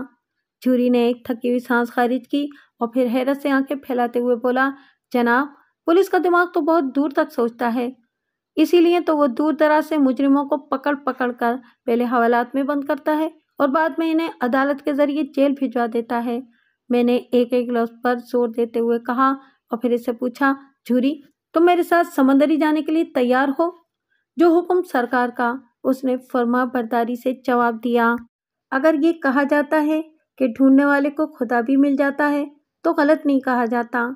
ہمارے ساتھ بھی کچھ ایسا ہی پیش آیا تھا، یعنی میں جلد ہی رمضانی تک رسائی حاصل کرنے میں کامیاب ہو گیا۔ اس روز شام سے تھوڑی دیر پہلے میں جھوری کے ہمراہ غلہ منڈی سمندری کی طرف پہنچ گیا۔ میں رمضانی کا صورت آشنا نہیں تھا، جبکہ جھوری اس کے ایک ایک خال و خط سے پوری طرح آگاہی رکھتا تھا۔ وہ اسے دیکھتے ہی پہچان جاتا۔ جب ہم آڑتی فیض احمد کی دکان پر پہنچے تو وہ وہاں موجود نہیں تھا۔ اس کے ایک ملازم نے بتایا کہ فیض کا گھر غلہ منڈی کے قریب ہی ہے۔ میں نے ملازم کو یہ نہیں بتایا کہ میں کس کام کے لیے وہاں آیا ہوں، تاہم وہ ہمارے ساتھ موجود کانسٹیبل صدیق کو دیکھ کر سمجھ گیا کہ معاملہ کچھ گڑبڑ ہے۔ میں آپ کو یہ بتانا تو بھول ہی گیا کہ غلہ منڈی سمندری کے متعلقہ تھانے سے ہوتے ہوئے میں فیض محمد کی دکان پر پہنچا تھا۔ پولیس ڈپارٹمنٹ میں اس بات کو بہت اہم سمجھا جاتا ہے کہ جب آپ اپنے علاقے سے باہر کسی دوسرے علاقے کے تھانے کی حدود میں کوئی کارروائی کرنے جائیں تو وہاں کے تھانے میں اطلاع دینا پڑتی ہے۔ متعلقہ تھانے کا انچارج اپنے عملے میں سے کسی کو ساتھ کر دیتا ہے تاکہ وہ لوگ چوں چاں نہ کریں جنہیں تفتیش کے مراحل سے گزارنا مقصود ہو۔ چنانچہ غلہ منڈی سے متعلقہ تھانے سے کانسٹیبل صدیق ہمارے ہمراہ ہو لیا تھا۔ میں اور جھوری سادہ لباس میں تھے، جبکہ مذکورہ تھانے سے کانسٹیبل صدیق یونیفارم میں تھا، اور اسی کی وردی کو دیکھ کر فیض احمد کا ملازم چوکنا ہو گیا تھا۔ میں نے اس ملازم سے اس کا نام پوچھا تو اس نے جواب دیا، محمد طفیل۔ محمد طفیل، میں نے اسے اس کے نام سے مخاطب کرتے ہوئے پوچھا، تمہیں فیض احمد کے پاس کام کرتے ہوئے کتنا عرصہ ہوا ہے؟ 5 سال سے زیادہ ہو گئے ہیں جی۔ اس نے الجھن زدہ نظر سے مجھے دیکھا۔ بات کیا ہے جی، سب خیریت تو ہے نا؟ ابھی تم کوئی سوال نہ پوچھو، میں نے اسے چھڑک دیا، صرف میرے سوالوں کے جواب دو، تمہیں خود ہی پتہ چل جائے گا خیریت ہے یا نہیں۔ اچھا جی، آپ ہی پوچھیں، وہ مسکین سی صورت بنا کر بولا۔ میں نے پوچھا، اگر تمہیں یہاں کام کرتے ہوئے 5 سال ہو گئے ہیں تو پھر تم تمام ملازموں کو بڑی اچھی طرح جانتے ہوگے۔ جی ہاں، اس میں کیا شک ہے، وہ بڑے اعتماد سے بولا۔ کل کتنے ملازم ہیں فیض احمد کے پاس؟ मुझे मिलाकर 5 बंदे यहाँ काम करते हैं। तुम्हारा नाम तो मुझे पता चल गया है, मैंने इसकी आंखों में देखते हुए कहा। बाकी 4 के नाम भी बता दो। वो बताने लगा। मुर्तज़ा, सफ्तर, मुश्ताक और मुनीर, और 3-4 दिन पहले फैज साहब ने एक नए बंदे को भी रखा है। मैं एक खास मकसद की खातिर तुफैल से ये सारे सवालात कर रहा था। जब उसने नए बंदे का जिक्र किया तो मैं चौंक उठा। क्या इस नए बंदे का नाम रमजानी है? अब तुफैल के चौंकने की बारी थी। उसने हैरत भरे लहजे में पूछा, आप कौन हैं? रमजानी को कैसे जानते हैं? क्या वो आपको भी कोई धोखा वगैरह देकर यहाँ आया है? मैंने इसके फड़कते हुए सवालात को नज़रअंदाज करते हुए रहमाना अंदाज में पूछा, क्या इसने किसी और को भी धोखा दिया है? वो 2-2.5 साल पहले फैज साहब के किसी और काम में लगा हुआ था। तुफैल ने बुरा सा मुंह बनाते हुए बताया। फैज साहब इस पर बड़ा भरोसा करते थे। फिर एक दिन पता चला कि हिसाब किताब में खासी गड़बड़ है। जब फैज साहब ने इससे रकम की कमी के बारे में पूछा तो वो कोई तसल्लीबख्श जवाब न दे सका। इस दौरान में फैज साहब के इल्म में ये बात भी आ गई कि रमजानी को जुए की लत पड़ गई है। फिर इससे पहले कि फैज साहब इससे अपनी रकम निकलवाने की कोई तरकीब आजमाते, रमजानी एक दिन अचानक गायब हो गया। तुफैल ने रुककर एक गहरी सांस ली और फिर बोला, जहाँ जहाँ भी मुमकिन हो सका फैज साहब ने इसे तलाश करने की कोशिश की, मगर ये कहीं भी ना मिल सका। फैज साहब ने अपने नुकसान पर सब्र कर लिया और खामोश होकर बैठ गए।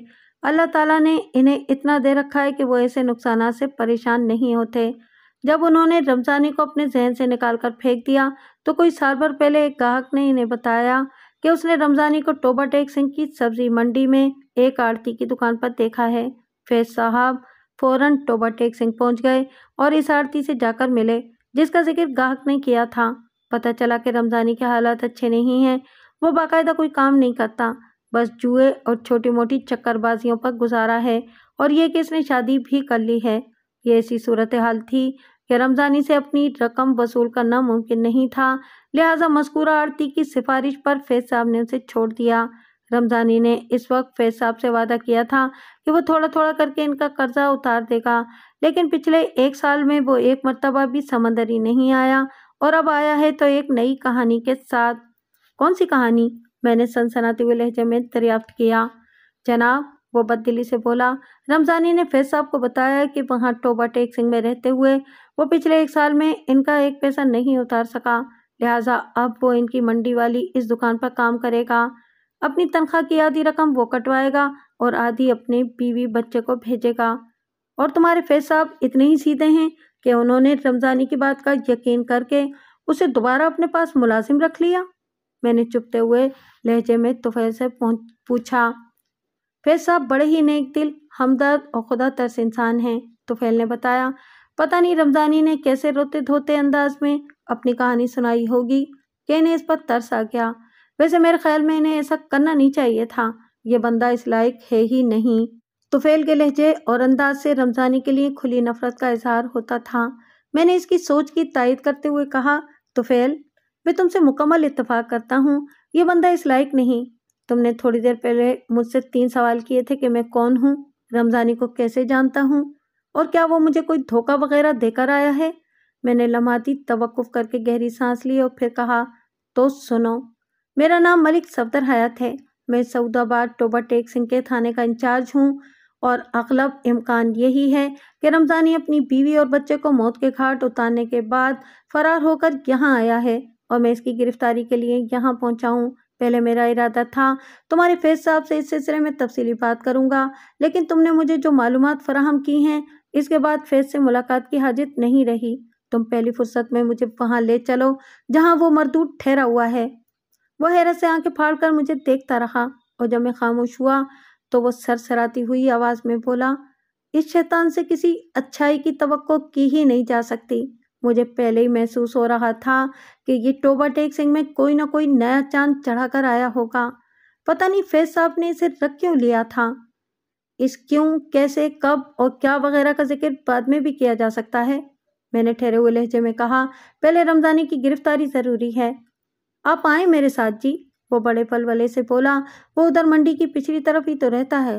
वो 2 बूढ़े मियाँ बीवी हैं, उन्होंने अपने घर का एक कमरा इसे किराए पर दे रखा है। मैं काफ़ी देर से ये नोट कर रहा था कि झूरी बहुत बेचैन हो रहा था। جب اسے پتہ چلا تھا کہ ہم رمضانی کے انتہائی قریب پہنچ چکے ہیں تو اس سے صبر نہیں ہو رہا تھا، لیکن وہ میری موجودگی کے سبب خاموش کھڑا تھا۔ ہم غلہ منڈی سے نکل کر طفیل کی معیت میں آگے بڑھے تو سب سے زیادہ جوش و خروش جھوری کے انداز و اطوار میں دکھائی دے رہا تھا۔ اگر اس کا بس چلتا تو وہ اڑ کر رمضانی کے پاس پہنچتا اور اس کی گردن پر گھٹنا رکھ کر پوچھتا، توڑ دیا جائے یا پھوڑ دیا جائے؟ بول، تیری گردن کو مڑوڑ دیا جائے؟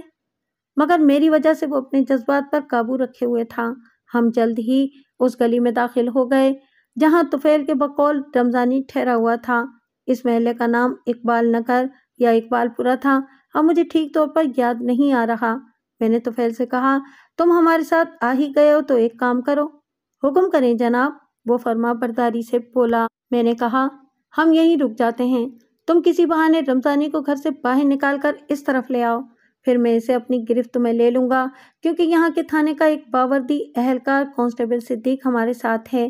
وہ اس کا یونیفارم دیکھتے ہی بدک جائے گا اور یہ اچھی بات نہیں ہوگی۔ اگر وہ ڈر کر کہیں ادھر ادھر ہو گیا تو میری ساری محنت کھو کھاتے چلی جائے گی۔ میں آپ کی بات اچھی طرح سمجھ رہا ہوں جناب، طفیل نے گہری سنجیدگی سے کہا۔ آپ بے فکر ہو کر اطمینان سے ادھر رک جائیں، میں اسے گھر سے نکال کر لاتا ہوں۔ میں نے فوراً اسے جانے کی اجازت دے دی۔